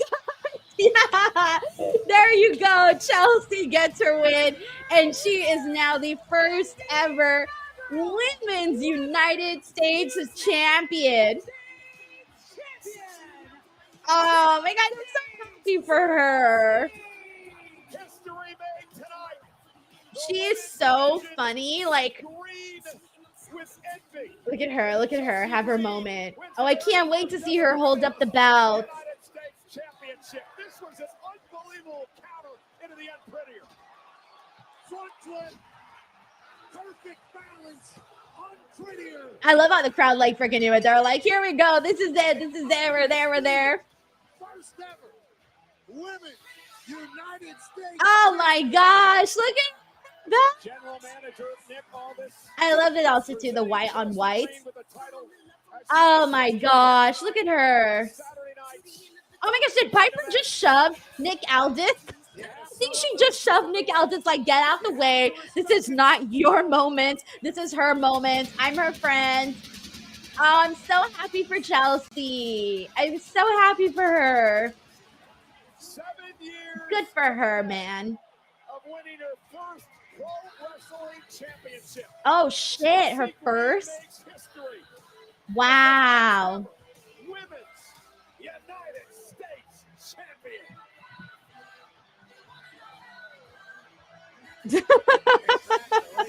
Oh my God, guys. Oh, that was so nice to see. I'm so happy for her. All right, we got one more match left here to do, to watch rather, and it's for the Undisputed WWE Championship. Kevin Owens challenging Cody Rhodes. And yeah, we got 34 minutes left on this broadcast, so we'll be getting that soon. But so far, the show has been pretty straightforward, nothing too crazy, good matches. The great moment for Chelsea Green, and we'll obviously cover that a little bit more in depth afterwards. I am going to be doing a review, so it'll probably be very short, guys. So don't expect the full 1 hour length podcast that I normally do. It'll probably be way shorter because there's only so much to say. But here we go. Let's see what we got here. And this is from Gohan Trunk Fans. Thank you so much. Who says, hey, Denise, percent chance KO wins tonight. Well, I mean, you can never say 100% that, one person is going to win because, well, it's pro wrestling, card subject to change. We know how that works. But I would say there's a 1% chance that KO wins. So that's not really like a high percentage. I'm sorry. I just don't see Cody Rhodes losing here tonight. I really, really don't. But if it did happen, holy shit, it would be very surprising. But I think for the most part, based off of what we've seen a pretty predictable show. So that's why I'm not really expecting anything too crazy to happen, you know? So I would say 1% just because you could never say 100% in totality in pro wrestling. We got Sheldon Jackson in the house. He says Thunder Rosa versus Mariah May at World's End for the title in a Tijuana street fight. Okay, so did I not say that was going to happen? I'm pretty sure I said that on the Dynamite show, Sheldon. Did I not say that? Because I had a feeling that was the match we were going to get at World's End, Thunder Rosa and Mariah May, and I had a feeling because she was calling her out, like her Thunder Rosa at the All In presser, or not even presser, at their live event that they did. She was like, you know, responding to Mariah May and all the stuff that she had said, and I remember even saying like Toni Storm kind of coming out. It was like, you know, she was sort of stealing some of Thunder's thunder, right? And I even thought like, oh, I wonder how the crowd's going to feel when they find out it's Thunder Rosa versus Mariah May instead of Toni Storm versus Mariah May, just because like, hey, like they're not going to bypass Thunder Rosa. Like she's out here talking smack. Mariah May was talking smack about Thunder, and then Thunder was talking smack about Mariah. So like they had to do that match. Like that match had to happen. But anyways, that should be very, very fun, especially in a street fight. We have seen both of these girls get very, very violent. We know we've seen the bouts that Thunder Rosa had in the past with like Britt Baker, for example. And we've seen how violent Mariah May can get, especially when she did that very gruesome beatdown of Toni Storm. Timeless Toni Storm at the time. So yeah, that should be very, very fun. And also, I don't remember... I'll have to look at that. I'm trying to remember when was the last Thunder Rosa PLE match, but I'm pretty sure there was one in there. We got Young Cho 15 who says, I've realized all four heels won. Drew, Liv, Gunther, and Chelsea. It's over for Cody. Guys, I don't think it's over for Cody at all. I don't think Cody is losing. I don't know who started this whole KO is going to defeat Cody stuff, but I just don't see it happening. So Young Cho, I don't think you should worry. Now, if it does happen, then I feel bad for telling you guys not to worry, and I'm sorry, and don't hate me. Thank you, Young Cho, for the super chat. We got Sleaze Boy in the building. He says, prediction, Chelsea Green is going to transform the women's U.S. title into the women's Canadian title and defend it in a Canadian rules match. Oh, my God. I remember when Lance Storm did a Canadian rules match. It was freaking funny. If she did a Canadian rules match, I would laugh my ass off, honestly. Sleaze Boy, thank you so much for bringing that up. We got John Taylor here who says Chelsea does the little things right and is over. Exactly. Like, I know there was some, you know, like clearly some mistakes in the actual wrestling portion of the match, but Chelsea's over because of her personality. And also she has had some good matches too. Don't get me wrong. And also all of like the big spots that she's done in other matches. I think she earned people's respect through all of that. So she does do the little things and is over. Thank you so much, John, for that super chat. All right, we are back here on the show. Look, that's my city. Sorry, I get very excited whenever they show anything Los Angeles on TV because, you know, I feel represented. Feel represented, man. When you see your hometown, you're supposed to cheer. So I always cheer whenever I see the Los Angeles on the crowd. On the TV. Woo! Yes, Goldie, adrenaline in my soul. They're coming here to my home. All right, that took me a while. I was trying to rhyme. That took me a very long time to get to. Wow. As you guys can tell, I got a lot on the mind. So, yeah. Jay Moscow says I do that for AEW all in Texas. You're like, yes, that's where I live. Woo! A pop for my crowd. Sarah says, just like me yesterday, Denise, when I saw Hartford came up. See what I mean? You got to pop for your crowd, guys. You got to pop for them.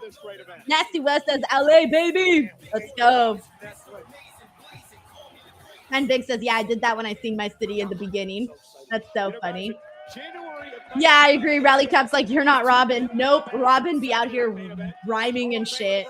Can't rhyme. It's Coco Beware! Oh my god!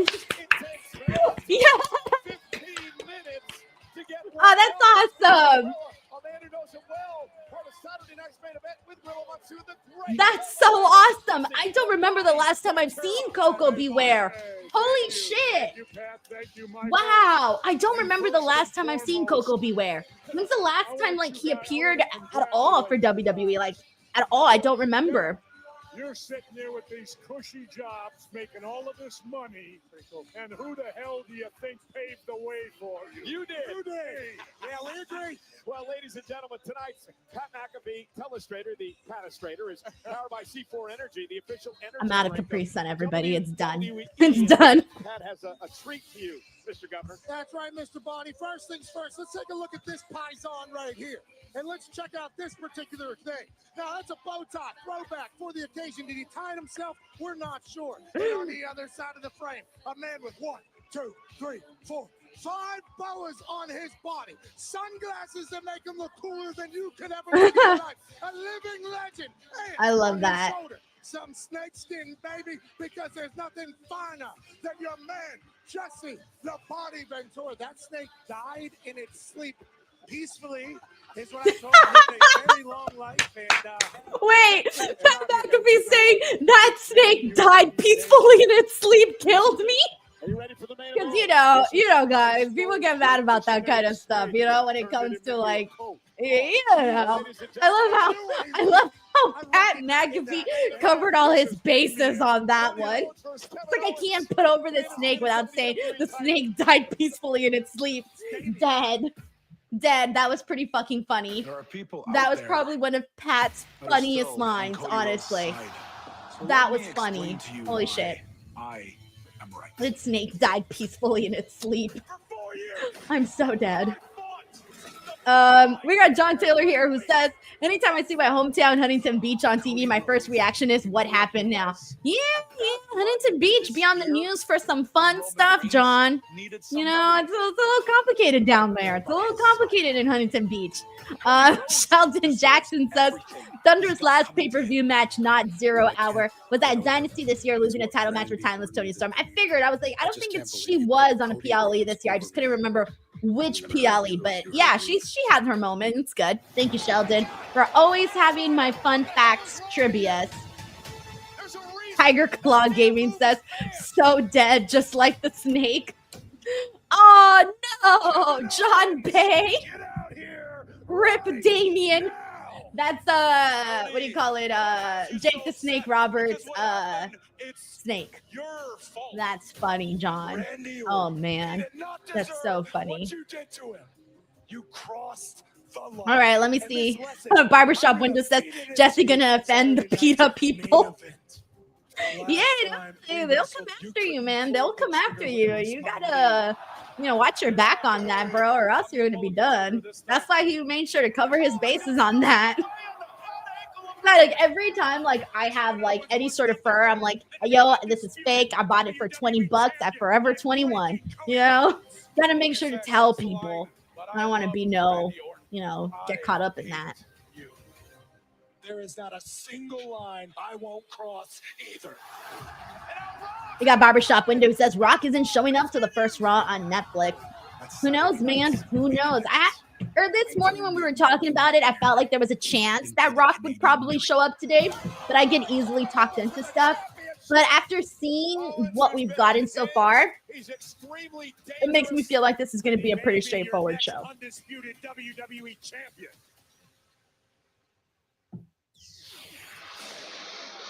Ender Buckley says PETA mad at you is good PR at this point. Oh no. Blake Jessup says they do see The Rock appearing tonight. You guys may disagree with me on this, but I think Kevin Owens has crossed the line. I think he's thank you so much, AMH, for this very kind comment, man. And thank you for always hopping on to the streams. I always see you. So every time you pop in, I thank you so much. We got John Taylor here who said Earthquake sitting on Damien was peak trauma for 10-year-old me. Glad to know Damien was repurposed for Ventura's vest. Nah, repurposed. That is so sad. That is so sad. PETA calling Triple H right now, being like, yo, we need to find out how that snake got to Jesse the Body Ventura's jacket. Where's Damien? We want to know what happened to Damien. What'd you do to Damien, WWE? Triple H on the phone right now with PETA. Thank you, John. But Kevin may beat him because Cody's on one limb, baby. I saw that last Friday. I need to see a close-up of this shirt.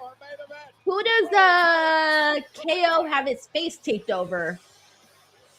Sorry, I need a close-up of that shirt. I guess I'll see it afterwards because we are now on a commercial break. And with that being said, guys, we need to give some love over to our sponsors. If you want to get some love and get yourself some Blue Chew. Promo code Denise. Are you jobbing now in bed? Do you have dreams of main eventing in the sack? Well, have no fear. Blue Chew is here to help you become the champ. Soon you'll make your babyface comeback and get the finish. Blue Chew is the place to go for chewable versions of sildenafil, tadalafil, vardenafil. These ingredients help men achieve stronger, harder, and longer lasting erections for sexual activity. Woo! The chewable tablets help fight off all forms of ED, which can include performance anxiety and maintaining an erection long enough for sex. A Blue Chew subscription includes a free online consultation, 24/7 medical support, a prescription for chewable sildenafil, tadalafil, vardenafil, if approved,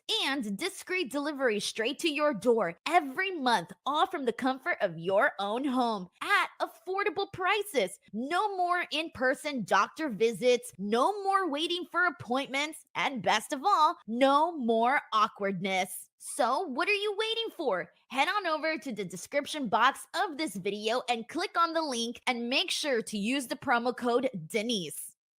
What's up, everyone? Once again, please support our sponsors, Blue Chew. The link is in the description box below. They are my top sponsor here on the channel and are very, very kind and generous to me. It is very, very hard to get sponsors. So thank you so much to anybody that has supported Blue Chew on here. And please keep showing them some love, guys, because they are very, very kind to me here. So I appreciate them so very much. Let me give some, let me see. I think we got another super chat. This is actually from Sheldon Jackson here, who says, of course, I got you, Denise. Anything for a friend like you. And I do consider us good friends. I'm basically your researcher. I know, right, Sheldon? Literally, it's so funny because now I'm just like, fuck it. I'm like, I'll just DM Sheldon for if I have a quick question on something. I'm just like, all right, I need someone to ask that I feel would know this information. But yeah, Sheldon, I do consider you a friend, and your kindness and generosity here on this channel has not gone unnoticed, like seriously. And the same for John Taylor as well, and everybody here. John Taylor says, did your snake not die a peaceful death? Repurpose your snake with Blue Chew code Denise. No. All right, repurpose your snake, guys, with some Blue Chew. Code Denise. John, thank you so much for the laugh, man. God, there's just so many jokes to be made, guys. So many jokes to be made. I also want to shout out. Where'd you go? Hold on. Oh, yeah, James Evans. What's up, James? He says, a little late, but I'm here. We got Sarah who says, oh, my God, my screen is delayed, and I come back to the best Blue Chew ad ever. Nasty West says, W. Wayne says that he should have gotten an award for that. I know, for reals, right? That's so funny. And let's see what else we got here, what everybody else is saying. Luis A says, how long before Chelsea loses her title? Watch her go on like a 4-year reign. Just kidding. I don't know. Maybe I could see her holding it for at least a month, maybe 2 months. We'll see. I'm not really sure how long, but she does have a protector on her side. It's Piper Niven. Piper Niven's going to have her back. She really is. All right, here we go. We're back on the show. Let me put the volume up. There it is. Saturday night's Oh, main event is wow. coming to Frost Oh, Place I've been there, San Antonio, Texas. I was looking at that and I'm like, that place looks familiar. That's where we went to go eat. One of the first times that I hung out with like Dave LaGreca and stuff and the Busted Open people, we went to one of those restaurants in that canal that they just showed right now in San Antonio. However, I stayed in a really, really bad Airbnb in San Antonio. I don't think I'll ever stay in an Airbnb in San Antonio. And as a matter of fact, I don't really recommend it. Stay in a hotel, everybody, because I had the worst Airbnb experience of my life in San Antonio. It was the scariest Airbnb experience I ever had and the trippiest Airbnb experience I ever had. So I don't recommend doing that. We got Antis Glitcher who says, I love the Riverwalk. I go there whenever I make the 1.5-hour trip there. Dude, I didn't get a chance to walk everything. I didn't even know it was there. Like, they were like, oh, let's go to the back. And I'm like, all right, cool. And I walked out and I'm like, what is this? What is this? It was very, very nice, but I didn't get to walk the whole thing. I just walked like a very, very small piece of it, but it was very, very nice.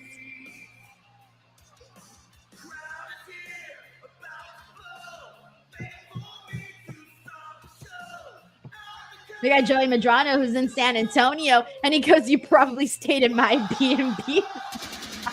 No, the one that I stayed at, it was a second floor apartment, right? So it was nice inside, don't get me wrong, but it was the neighborhood around it that was very bad. There was a man look, there's the Wing Dingle belt. There was a man that was staring at me like the whole day. He would just sit there and sit in an alleyway and just stare the whole time. And he was there the whole time. Like, it didn't matter if I got home at 2 a.m. He was there. And so he was very creepy. But the creepy thing that happened was I ended up leaving a day earlier. But the night before I left, I was hearing some scary sounds from downstairs. I was hearing like bangings on the wall. It almost sounded like somebody was in there, like destroying things, right? And truth be told, I thought maybe it's just loud people, whatever, right? Like I was scared, but I didn't do anything about it. Actually, I did call my husband because I was scared. And I was telling him, like, dude, I think something's happening. I'm really scared, blah, blah, blah, whatever, right? And so I ended up leaving about 2 hours later. So I took a really early ride to the airport. So I go to the airport, I leave, I come home, and then I get a message from the Airbnb people, and they start telling me that I have to pay because all of the mirrors in my Airbnb are smashed. And they sent me pictures of the mirror of the room that I was in, and it was completely smashed. And I said, what the hell? I did not do that.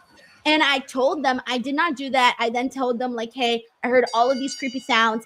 I sent them the screenshots of the messages that I had sent my husband. I sent them photos of, everything. I even told them I left a day earlier. I sent my flight information, everything. And so to this day, I don't know who smashed the mirrors in my Airbnb. And so if you guys stay in an Airbnb, just make sure that you guys take pictures before you leave of what the place looks like, because I didn't know if someone really did do the damage or if the Airbnb renters themselves were trying to scam me because they were trying to get me to pay $150 for a mirror. So it was very fucking creepy.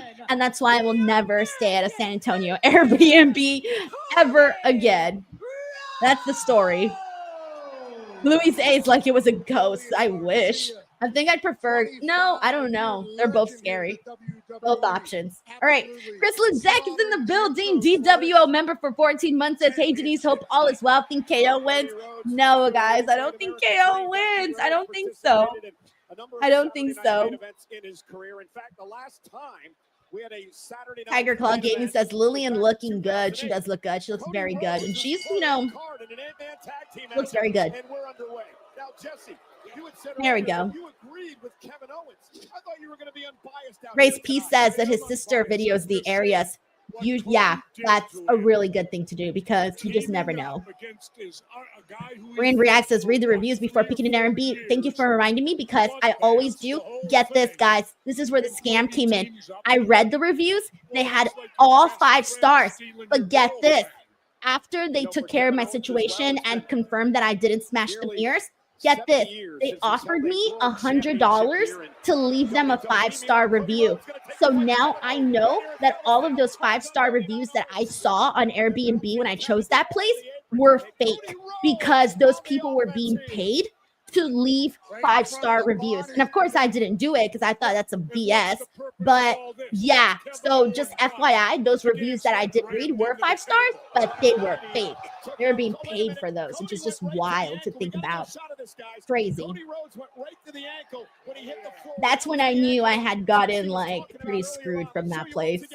The ankle at Cable injured last week on SmackDown. There's Cody Rhodes now. There it is. All right, straight into it, man. Straight into it. But adrenaline can carry you a long way. It can carry you a long way. It can also destroy you. And now Kevin Owens shots to the midsection. Rhodes as well. Cody now trying to lift Kevin up, and face first goes Owens. Cody Rhodes is a fighting champion, which is why he took that match with Chad Gable that makes you so upset, Marty. Well, a fighting champion's one thing, Pat, but you also got to use your brain now and then to stay champion. You got to use your brain now and then to stay champion. I love that. You really do, though. You really do. You got to use all your wits. Oh, hey, Kevin Owens is talking to the camera saying hi to Randy like he's assuming that Randy is at home. What if Randy isn't at home? I don't know. A little thought right there. That's interesting. All right, we're back on commercial breaks. Did anybody count how many commercial breaks we got here today? Because it has been so many commercial breaks, like even way more than we usually get for Raw. We got a Chris. Oh, wait, I was gonna say Chris. I was about to say we got a Christmas tree. I just saw your name and I was going to say super chat, but instead I was going to say we got a Christmas tree. We got Chris Ledeck here who says, I agree. I feel that scene on SmackDown with KO holding the belt over Cody makes it obvious he'll lose. Yeah, we did see that. He didn't like hold it all the way up, but he did hold the belt and then just like throw it to him. So we did get to see that. But guys, again, like Cody Rhodes didn't do this whole thing of this finishing the story for it to just like randomly end on a Saturday night's main event. I just don't think so. And they do it again, I will be shocked. But thank you so much, Chris Ledeck. Oh my gosh, everyone's like 18 commercials, 17 commercials. Yeah, we got a lot of commercials for sure. Don says it feels like every 10 minutes we are getting them. Yeah, it does feel like that. Like we're getting a bunch of freaking commercials, which is just what it is. But hey, I guess in the meantime, guys, I will use this opportunity to promote WrestleMath. Where the hell's my WrestleMath graphic? Somewhere in here. Come on, where is it at? Oh yeah, right here it is.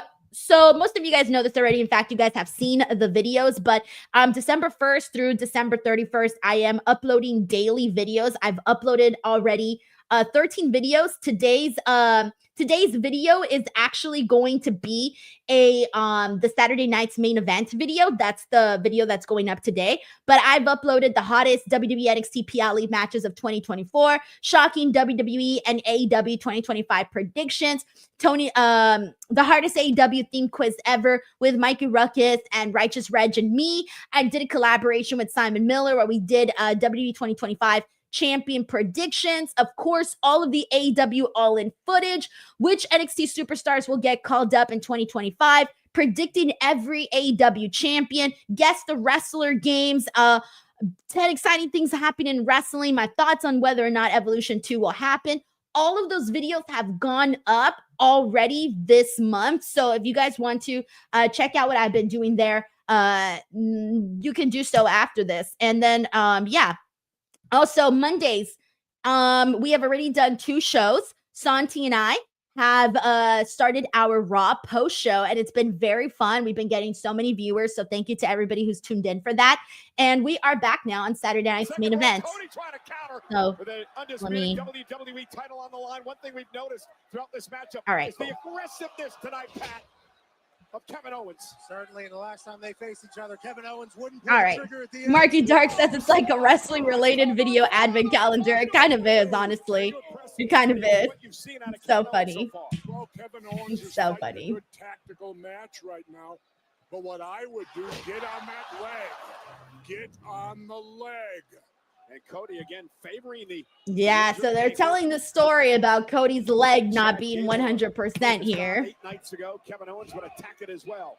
Now Kevin Owens, shades of Cody's dad. And Cody is not going to take that. Now Cody going to deliver the left of his own. You felt those in your career, Jeff? Love it. Love the bionic elbow every time. Bang! No, believe it or not, I never wrestled Dusty. Exactly. I wonder how long this review for Saturday night's main event's going to be, guys. You think I can at least get 10, 15 minutes? Why is he waiting? Today's going to be the shortest review in history of all of my reviews ever. Damn match. I'm going to be surprised if I can get a 15-minute review, guys. So we'll try our best here. We'll try our best. I am doing a post show after this. That's going to be the shortest post show ever. You got to admit, Owens is tough. Which I guess is fine because I still have to work on tomorrow's video. So at least I get to do that. $1 like, I think you can get half hour. Shelton's like, you can get 12 minutes. I don't know, guys. I don't know. Birdsy116, thank you so much for the super chat. He says, hey, yo, Denise, love your videos and loved your SummerSlam reviews. You're like the NWO. You are just too sweet. Dude, thank you so much for complimenting those SummerSlam reviews, man. Those kicked my ass, man. Those were harder than these videos because oh, he's about to put him through the table.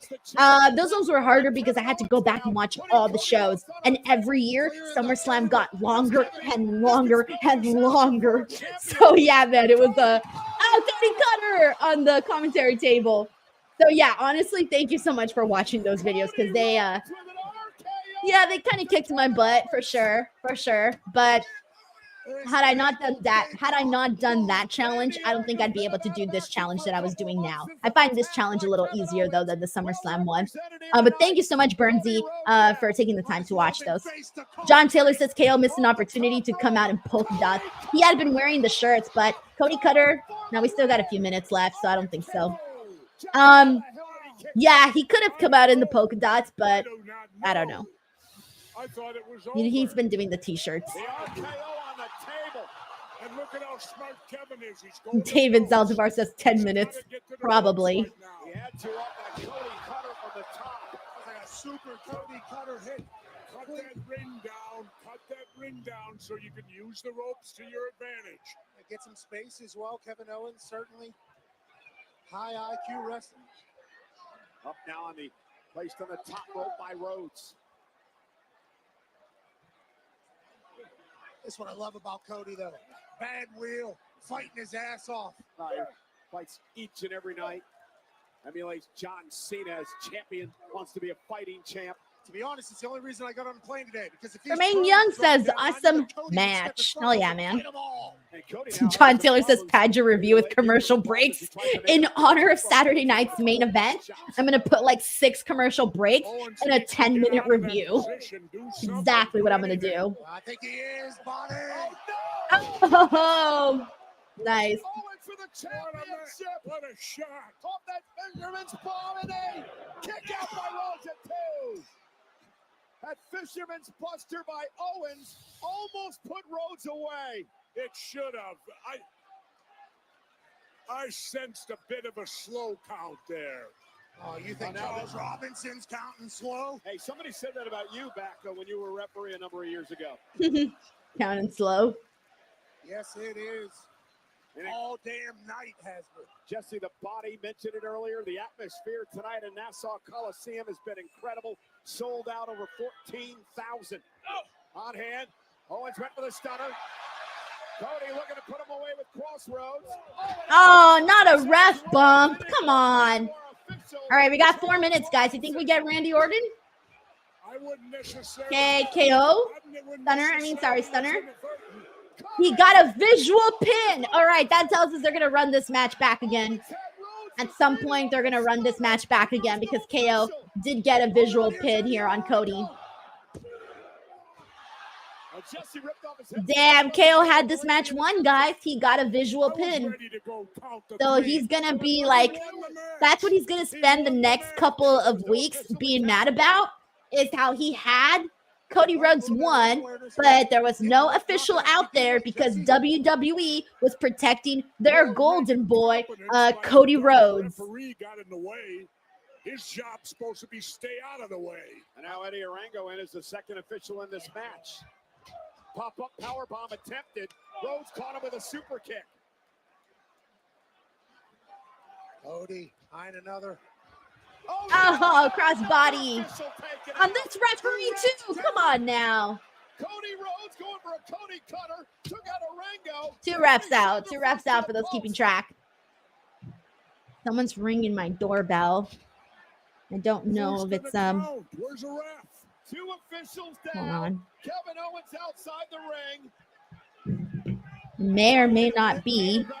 Hold on, I'll have to find out who's ringing my doorbell. We're gonna have to wait 3 minutes. Cody cutter. Oh no, the chair's there. Is he gonna use it? The referee is out. Is he gonna use the chair? Now is Rhodes gonna use the chair? Is Rhodes gonna cheat and use the chair? Second generation. Oh, he did. Crossroads on the chair. Cody cheating to win the match? Oh, what? Referee Charles Robinson back up and Wow, that is unlikely way of Cody winning. Interesting. Very interesting. Kevin Owens has 2 reasons to be angry now. 2 reasons to be angry. Shit, Kevin Owens might be right. Yep, I think so too. John Bay says heel Cody incoming. I think so too, bro. Look, even the crowd's like, what? Well, now they're like, whoa, but. As we take another look at the closing moments of the matchup. First, Charles Robinson, the official knockdown. You call it take advantage, I call it cheat. Kumbiati says, what a heel. Cody Rhodes, Shelton Mysterio says, Kevin has always been right. Wow. A chair that Kevin Owens introduced, guys. Let's make that clear. It has been an incredible night here tonight at Nassau Coliseum on Long Island here on NBC. It was a dream come true for Pat McAfee and I to be able to work with Jesse the Body. I'll tell you guys, it was absolutely my pleasure to be here with you tonight, and I look forward to. All right, we're almost done with the show. It's like a minute left. See what happens with KO. And then I'm going to do a quick review that'll probably be super short, but it'll happen because that's today's video too. Like, I'm cheating like Cody Rhodes too, guys.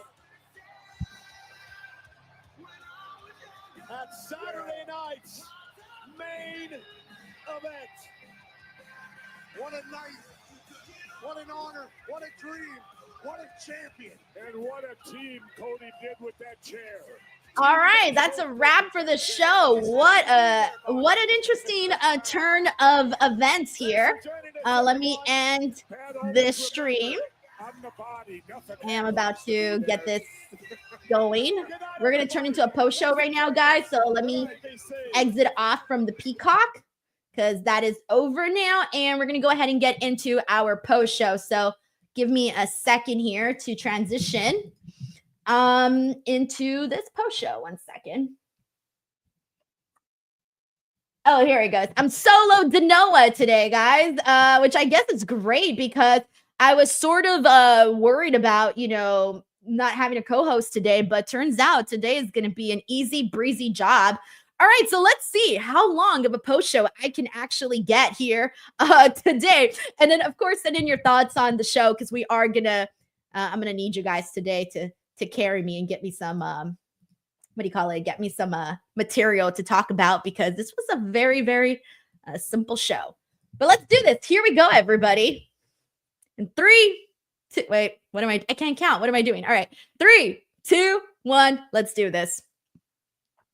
What is up, everybody? Welcome to Speak Now Pro Wrestling. It is Saturday, December 14th, and we are here to talk about Saturday night's main event. So this is a show that, we haven't had in quite some time, since 2008. And I think for the most part, my initial thoughts on what this show was going to be is I thought this show is probably going to be kind of just like a fulfiller of a show, just something that we can have for the month of December, right? I really thought the show was going to be a simple nothing kind of a show, right? But then here's the thing. They announced all of these matches and I thought, damn, Saturday night's main event is going to be much bigger than I had originally anticipated when they first made the announcement, based on the matches that were announced. Now, I feel so silly because I came into today's show thinking I had kind of forgotten that this was an NBC program. And in my head, this was a PLE. In my head, we were going to sit here and get 3 hours. In my head, we weren't going to get the commercials. I just completely forgot about that whole portion of it. In my mind, I was sort of thinking just the way that all of our PLEs are, just because I just wasn't thinking properly, to be honest. And so we came into this, and this show was very, very predictable.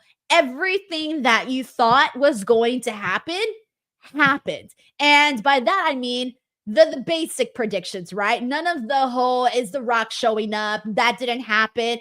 Or, hey, is Randy Orton coming in? That didn't happen. Oh, hey, is Liv going to drop the belt to IYO?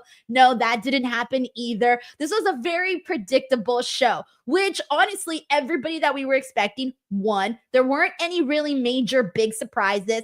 But with all of that being said, guys, this was an easy breezy 2-hour show. And I thought that all of the matches, though, were very entertaining. Again, they didn't go and, give all of these matches a lot of time. They all felt relatively short because, mind you, they did their traditional 5 matches that they normally do for PLEs, but they did it in a 2-hour format with a shit ton of commercials. So if you watch this live, you saw a bunch of commercials during this. And so that was basically what we got, like an overall arching predictable show. However, the way that we did close out was giving us a clearer indication of what a lot of people were sort of predicting for a while now. And that is that we may be seeing a heel Cody Rhodes. We may be on the horizon of that based off what we saw here today. So I'm going to kick things off with that because truthfully, that was possibly the biggest newsworthy thing that we got here on the show. The fact that Cody Rhodes may actually be turning heel. So here's what happened. In the main event for the Undisputed WWE Championship, we got a fine match here between Cody Rhodes and Kevin Owens. Fine match. But the big moment here was that there was 2 ref bumps in this match, 2 of them. One of which basically led to Kevin Owens getting a visual pin on Cody Rhodes, the full-on enchilada. He got him with the 3 count. However, because the referee was out, he didn't see it. And so right away, you know that Kevin Owens, who has been really angry with WWE, he's been talking about how they treat Cody Rhodes like their golden boy. And he's been very, very upset with the corporate entity that is WWE, right? Well, the second I saw that he got the visual pin, I thought, damn, Kevin Owens now has a reason to legitimately be pissed. The fact that he got the win, but there wasn't a referee out there, there wasn't anybody that got there out there fast enough to count the 1, 2, 3. That is exactly how Kevin Owens is going to see it. And that is exactly what, I was thinking at this moment. But then it continues to progressively get worse for Kevin Owens. We see another ref bump afterwards. So 2 of them. And we end up seeing Cody Rhodes hit the crossroads, on Kevin Owens onto a chair. That is right, guys. Our babyface Cody Rhodes won this match in a heelish fashion by hitting the crossroads on KO onto the chair. So now Kevin Owens has two things to be pissed about: the fact that there wasn't a referee out there fast enough, and the fact that Cody Rhodes used that chair to basically knock him out and get that victory there. So those are really that's the biggest thing that came out of this show. And honestly, I'm kind of feeling, and this may be a little bit off topic, but I'm kind of feeling like my scenario of John Cena versus Cody Rhodes at WrestleMania is starting to feel a little bit more likely, especially if we get a full-blown Cody Rhodes heel turn. I'm starting to think that this actually can happen. Heel Cody Rhodes versus the babyface John Cena at WrestleMania. I don't know. Maybe I'm just trying to see things my way, but this makes me feel like that could actually be a possibility, because that's kind of what I was feeling already. But now with this happening, I do think that Cody is turning heel, by the way. I mean, we just saw what he did. So that was really the most shocking thing. And now Kevin Owens has a reason to be mad. And now I'm even more pro Kevin Owens than I was before. But let's go ahead and get into some of these super chats here. We got Stephen Marchuli here who says Cody versus Owens 3 on Netflix. So right when he got the visual pin, that's when I thought, all right, they're going to run this match back again. Like, it's going to happen again. But damn, if they run it back again, I think Cody Rhodes is going to win again. I don't see Cody Rhodes losing this, not even in match 3. I don't see that happening. Could they run it back again at Netflix? Yes, they can. So far, we only have one match, and that is Roman Reigns and Solo Sikoa tribal combat match. And then the assumption is maybe, just maybe, we might be getting Seth Rollins, CM Punk. That hasn't been made official, though, so don't take my word for it. I don't know if that's going to happen for sure, but that's sort of what the the theory is, that match will happen there. And then possibly we could see Kevin Owens, Cody Rhodes again. I don't know for sure. We could also be getting Liv Morgan versus Rhea Ripley. We'll talk more about that in a second. We got Sheldon Jackson here who says, I think they should have had a title change to get people intrigued for future Saturday night's main event shows. So yes, this isn't the only one that they're doing. The next one that they announced is taking place in late January, and that is happening in San Antonio, Texas. Even though I will be here watching, because no matter what, I'm going to be here. But for those that don't have to watch, I don't know how many people are going to give up their Saturdays to watch the show, given that it was a pretty predictable show. Of course, it'll depend where we're at by then. Keep in mind, we'll be on the precipice of the Royal Rumble, so things are a little bit more exciting during that time period, of course. But I don't know that this is necessarily a must-watch show, right? And again, that was what I had originally predicted, but when I saw the card, I thought things might change, but then they kind of didn't. So, but I can't complain, guys. I liked all of the matches that we saw today. Like, I legitimately can't complain. We got a nice little 2-hour block of some good wrestling. I can't complain whenever we got some good matches, but that's what it was. Good matches and not really anything major in terms of stories. But again, the major part was Cody, showing shades that he's going to turn heel. So there you go.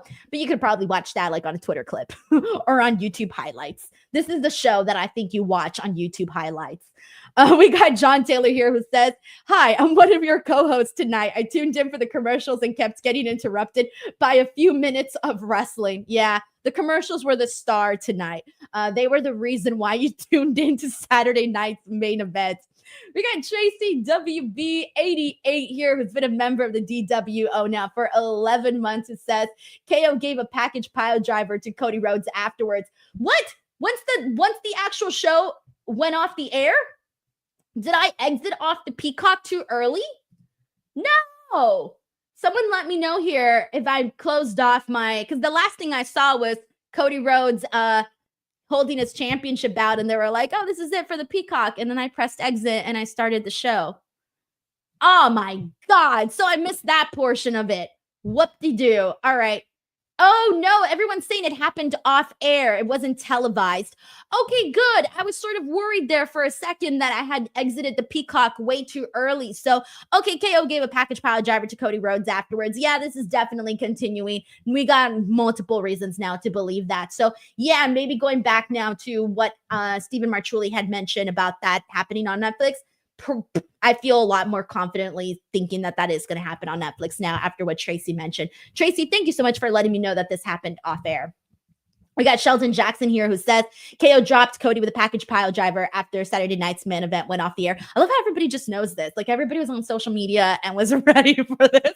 This is what happens when you're streaming and you're on YouTube and you're not on Twitter. You miss out on stuff. Thank you, Sheldon. Thank you, Tracy. We got John Taylor here who says, pros of the show: Jesse the Body Ventura, Rip Damien the Snake, Chelsea Green, red, white, blue ropes, a Denise Watchalong. Cons: commercials, predictability, no surprises. Yeah, pretty much, John. You are the co-host for today. You summarized the pros and cons very nicely. We got Chinadu. Hey, Chinadu's in the house. Chinadu Ogu, who is my Tuesday night NXT co-host, says, nothing to say, just wanted to show some love. Chinadu, thank you so much, man. I appreciate you as always. Go change some diapers, bro. Get caught up on your diapers so that you don't use them as an excuse on Tuesday. We got Terrence Johnson here who says Kevin only has himself. He was the one who got the chair. True, you are right, but that doesn't mean Cody Rhodes had to use it, though. Doesn't mean he had to use it. Again, that was a heelish thing for him to do, was to use the chair. Cheesesteak, thank you, Terrence. We got Cheesesteak 59 who says, I'm so tired of Liv Rhea, and it looks like we're going to get another year of it. Well, let's go ahead and dive right into that. So we got Liv Morgan versus IYO SKY here today. And again, very predictable, but damn, this was actually my favorite match of the night. I thought that Liv and IYO had the best match. There was a moment where IYO hit Liv Morgan with a knee to the face and legitimately busted her open. Like she was gushing blood after that. And they even showed a replay of the hard hit to her face. But they were really, really aggressive with each other. IYO, of course, was hitting all her, we saw her bust a moonsault, bust a crossbody, Liv hitting her code breaker at one point.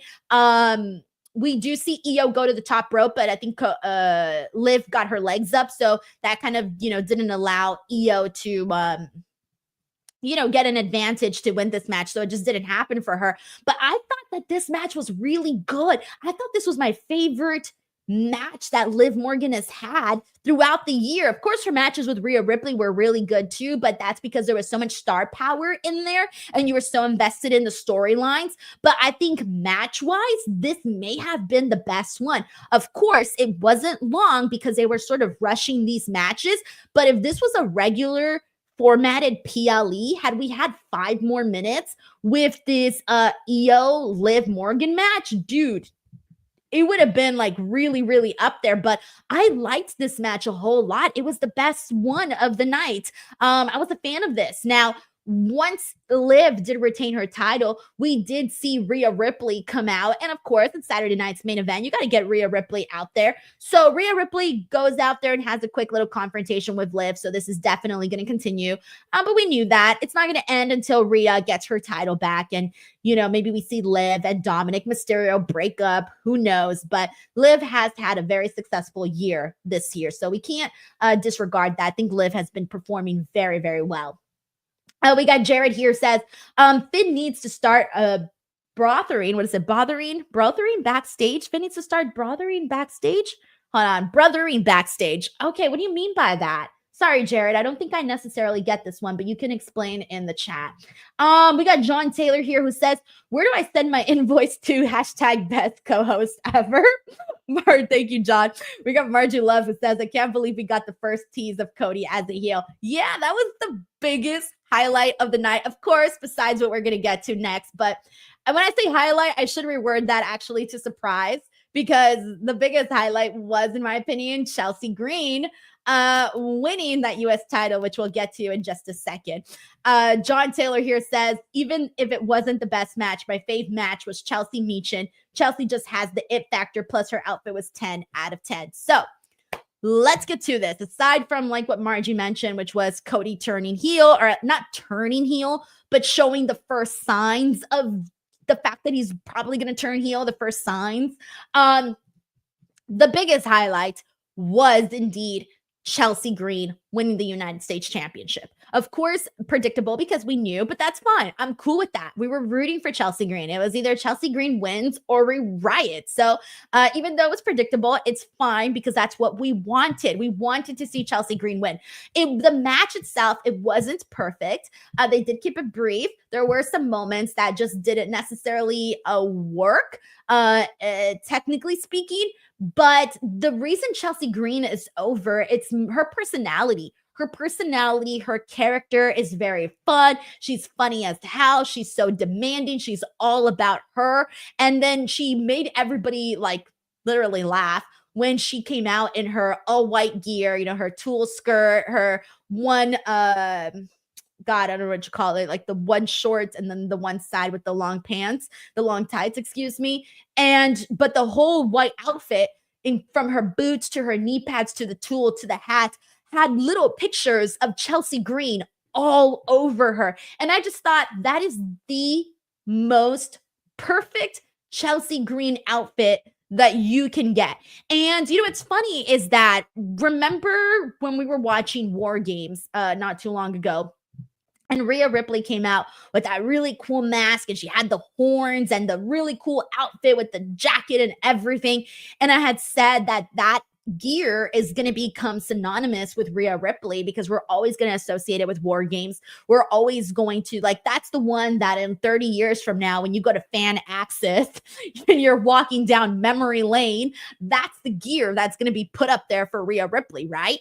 Same thing for Chelsea Green. In my opinion, tonight's gear with all her little images and everything, that's the gear that 30 years from now, when we go to Fan Access, that's the gear that we're going to see and be like, oh yeah, remember when Chelsea Green won the United States Championship for the very first time? And she wore that outfit. So moments like that, I think it's very important to have that kind of gear. And Chelsea Green 1000% understands that, 1000% gets that. And it was a very cool moment to see her win the United States Championship, be the first to win the Women's United States Championship. And it was cool because when you think back to a lot of what Chelsea Green has sort of been through in her career in WWE, if you guys remember when she was first with the company, she was hurt, you know, she got hurt a lot. And just every time she came back, she would get hurt again. And it just kind of felt like it just wasn't working out for her. And then, you know, she was gone from the company and she was on the indies and she started to revamp her career. I got to see her at a couple of GCW shows that I was ring announcing. And that, by the way, is when I started to talk to Chelsea because she is just so freaking nice, guys. Like, she is genuinely a nice person. And so I feel like her getting this opportunity was a mixture of her just working hard, not losing faith, going back out there to try to make this dream of hers happen. Like, Chelsea really, really went back out there and fought for this opportunity. So I'm really happy that she got her job back with WWE. I'm really happy that her character took off the way that it did. And I'm really happy that the powers that be at WWE are noticing that Chelsea put in the work and they, you know, gave her this iconic moment in her career. So this was really great. And then also want to give flowers to Michin, because Michin was also somebody that has worked incredibly hard. I had said this before, but 2024 was Michin's best year in WWE. She proved that she can go. She proved that she can deliver. When asked, when given a task, she can do it. And I think that Michin making it to the finals, even though she wasn't the fan favorite to win here, making it to the finals, I think went a very long way for Michin. And so I do hope that, we continue to see her on TV and see her get matches and opportunities like this. And at some point, maybe she'll have a run as United States champion. And given the wrestler that she is, I can see that happening for Michin for sure. So thank you so much to John Taylor. We got Jay Hunch here who says, showing some love for the queen of the DWO. You're the best. Jay, thank you so much for being a member now for 9 months. We got Mr. D in the house. He says, it's cool that Chelsea's first singles title is the same as Zack Ryder's. I didn't even think about that. I didn't even think about that at all. I don't even think I knew that. So Mr. D, thank you so much for sharing this. I didn't know that. So thank you for sharing this, honestly. And thank you for the super chat. We got John Taylor who says, fun fact, Zack Ryder, Matt Cardona won his first U.S. championship also in December 18th, 2011. Okay, see, that's fucking cute. Honestly, that's pretty freaking cute. Like husband and wife being able to share that kind of an accomplishment. That's pretty awesome. John and Mr. D, thank you so much for both of you guys letting me know about this. All right, so let's continue on and get into everything else that went down. Everything else, honestly, there's not as much to get into, but Sami Zayn gets defeated in the opening match with Drew McIntyre. Good match, but I think this was the moment where we realized, like, oh, this is the show that it's going to be, because Drew won this like relatively quick. Good sprint of a match. They started off hot, given the fact that Sami Zayn was incredibly pissed off at Drew McIntyre for the attack, ruining his match against Seth Rollins, and just like all the shit that he's been doing, what he did to Jey Uso, who's also, Jimmy Uso, who's also a friend of Sami Zayn's, and, it claymored him and his poor big toe. I'm sorry, I'm still laughing about that. Jimmy's big toe. I don't know why it's so funny to me. But anyway, so I wonder if this is going to continue going. I almost don't think so. I thought the Drew Sami Zayn feud was going to go a little longer, but given the way that he won today and he won so cleanly and that was it, I almost feel like that's kind of a wrap for that right now. So we'll see where we kind of go with both Sami and with Drew from here on out. Alrighty, and I think we got one more match actually to talk about. Holy shit, I told you guys this was going to be the shortest review ever. We have Gunther defending his title against Finn Balor and Damien Priest. This was another one where I know a couple of people in the live watch along were saying like, oh yeah, maybe, Damien Priest will win the title, or maybe Finn Balor will win the title. And I was like, no. Damien Priest, been there, done that. Let's give it a minute before we go back to that again. And then as for Finn Balor's the character is just not there right now. It's just not, he doesn't feel like a main event guy right now. Finn Balor used to feel that way, but he doesn't feel like that right now. I think he completely needs to break away from the Judgment Day. I think they need to end that and have him just get back some let's take him more seriously, Like, I don't like Finn Balor almost being presented as a joke for such a long time, and all the corny promos and all of the corny skits with the Judgment Day. They need to get rid of that and make him feel cool again. Sort of make him feel cool like Damien Priest. I felt like once Damien Priest broke away from the Judgment Day, we started to see him a lot differently, and he started to feel cool to us. Whereas before, when he was with the Judgment Day, he felt cool and all because he's Damien Priest, but leaving the Judgment Day definitely served him a lot better, I would say. And so right now, I think that's what happened. That's what needs to happen with Finn Balor first before he wins the World Heavyweight Championship. And I had mentioned during the watch along too, like, dude's not even defending the tag team titles. Like, we want the tag team titles off of them. So yeah, I'm not on board right now. Right at this moment with this iteration of Finn Balor, I'm not on board with seeing him as World Heavyweight Champion. I still think that there's a lot of stuff that we can do with Gunther. They just got to go back to what they were doing with Gunther before. They got to go back to this menacing, terrifying monster of a man that will literally just wreak havoc on everybody. That is the presentation of Gunther that works. And I think they just need to go back to that, because we've been seeing that sort of shift a little bit to the point where some people are kind of turning on Gunther based on the presentation that we have been seeing of him. So I hope they kind of fix that. And let's get back to a dominant Gunther, guys. That's it. We need to get back to that aura of Gunther where he is, the same aura that he had when he was Intercontinental Champion.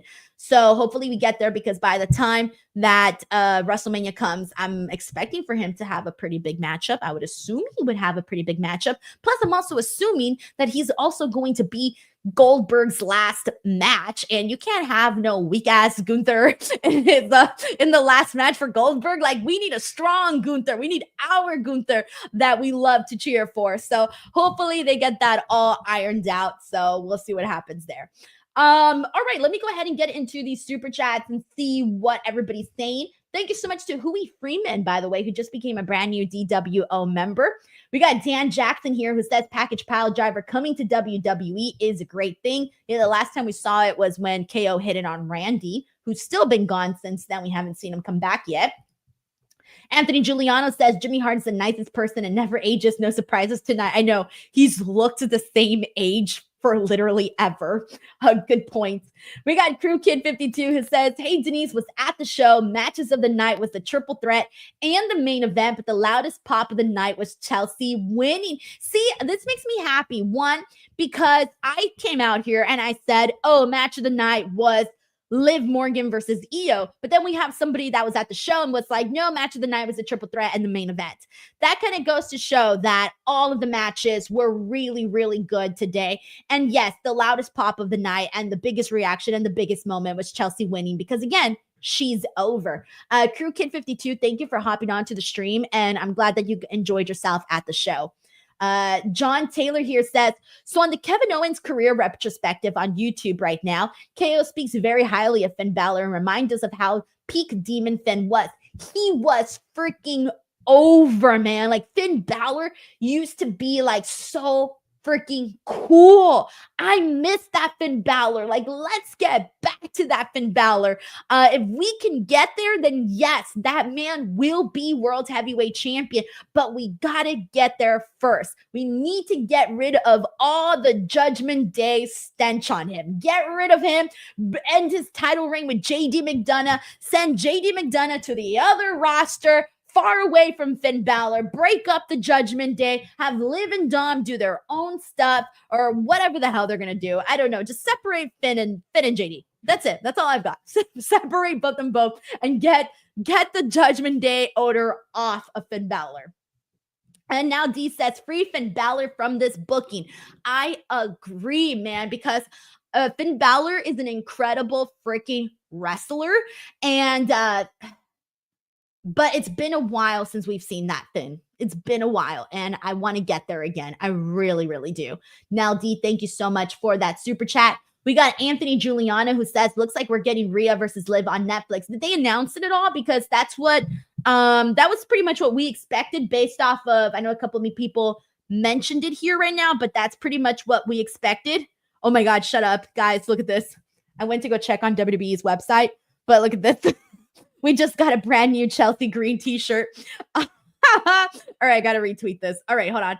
I'm trying to check and see if WWE has announced anything officially in regards to Rhea and Liv on their Twitter account, but I don't think that they have yet. But that's what we're at least expecting based off what we've been seeing, because we know it has to happen. I think that if Rhea Ripley wins on Netflix, for example, she wins her title back on Netflix, I was just saying on my watch along how she is somebody that appeals to people, even if they're not wrestling fans. And so, yeah, you may have some eyeballs on that Netflix Raw debut with some people that don't watch wrestling. So if they see Rhea, hey, that might be a reason for some people to stick around and see what's up. I have a cousin who does not watch pro wrestling at all.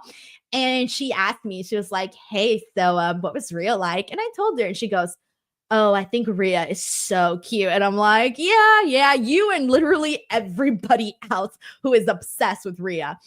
We got John Taylor here who says, okay, Denise, can you remember the main event of the last Saturday night's main event, or even what year? No, 2008. That's all I know. Don't remember the last main event. If you were to ask me, Denise, what was the main event 2 weeks ago on Raw, I'd be like, no fucking idea. I don't remember that. I have a terrible, terrible memory. Like, I remember in spurts, you know, like little moments here and there. And then after a while, they just disperse into a black abyss. They just go away. I don't know where they go. but they just go away. And then I get new memories and then they go away. So yeah, Anthony Giuliano says they will announce it on Raw. Hopefully they do. We still have 3 Raws left before we get to the actual Netflix one. So they got time. Tracy says, Tracy WV88 says, KO and Triple H getting physical takes the winged eagle. Are they doing this on social media? Is this happening on Twitter? Like, where is everybody seeing this right now? Where are they putting this stuff out? Hold on, I'm trying to find what is happening here on social media. Why does this stuff got to happen while I'm on the show? Oh, we're seeing, no, they're just posting, Triple H is just posting pictures of himself and Mia Yim, and then himself and Chelsea Green. That's all I'm seeing right now. All right, Tracy, thank you so much for sending this in. We got John Taylor here who says last Saturday night's main event was for July 28th, 2008 was Edge beating Jeff Hardy. What a different time, guys. Different times. Different freaking times, man. Isn't it so crazy how fast like these eras of pro wrestling go by? Like this is, God, I remember I used to be such a big fan of the Rated R Superstar Edge. Like I was so into that. But I was also a Hardy Boys girl because, you know, I grew up on TLC matches. It's probably why I became a wrestling fan because I was a mark for all that stuff. Wild. We got John Taylor here who says your DWO co-hosts are doing our part to extend this review. Honestly, yeah, I thought this review was going to be like 10 minutes because there was only so much to say. It's not like we got so much that happened on this show. John, thank you so much for the super chat. I think that's it. Are we done? I think we got it all, everyone. Like I said, this was going to be our shortest review ever because only so much happened. But do not, there's just so much happening, guys. We're on the eve. We're a couple weeks away now from the January 6th Netflix premiere. I'm hoping to be there, so keep an eye out for some content. But most importantly, each and every single day, I am putting out new videos. I'm about to put the new one out, which is the Saturday night's main event review. But I'm putting out new videos each and every single day on this channel. Immediately after I'm done with this, I'm going to work on tomorrow's video. So check them out. Give them some love. There's a big variety of shows. And then don't forget that each and every single Monday, not only am I doing watch-alongs, but also immediately after I go into the post show at Santi. So we've done 2 weeks now, and we're obviously going to continue it. And it's been a lot of fun. And then I'm here throughout the week for NXT, Dynamite, SmackDown, and whatever shows there are. I believe that Reg and I are doing watch-alongs for the rest of this month because of all the stuff going down with AEW's pretty big shows this entire month.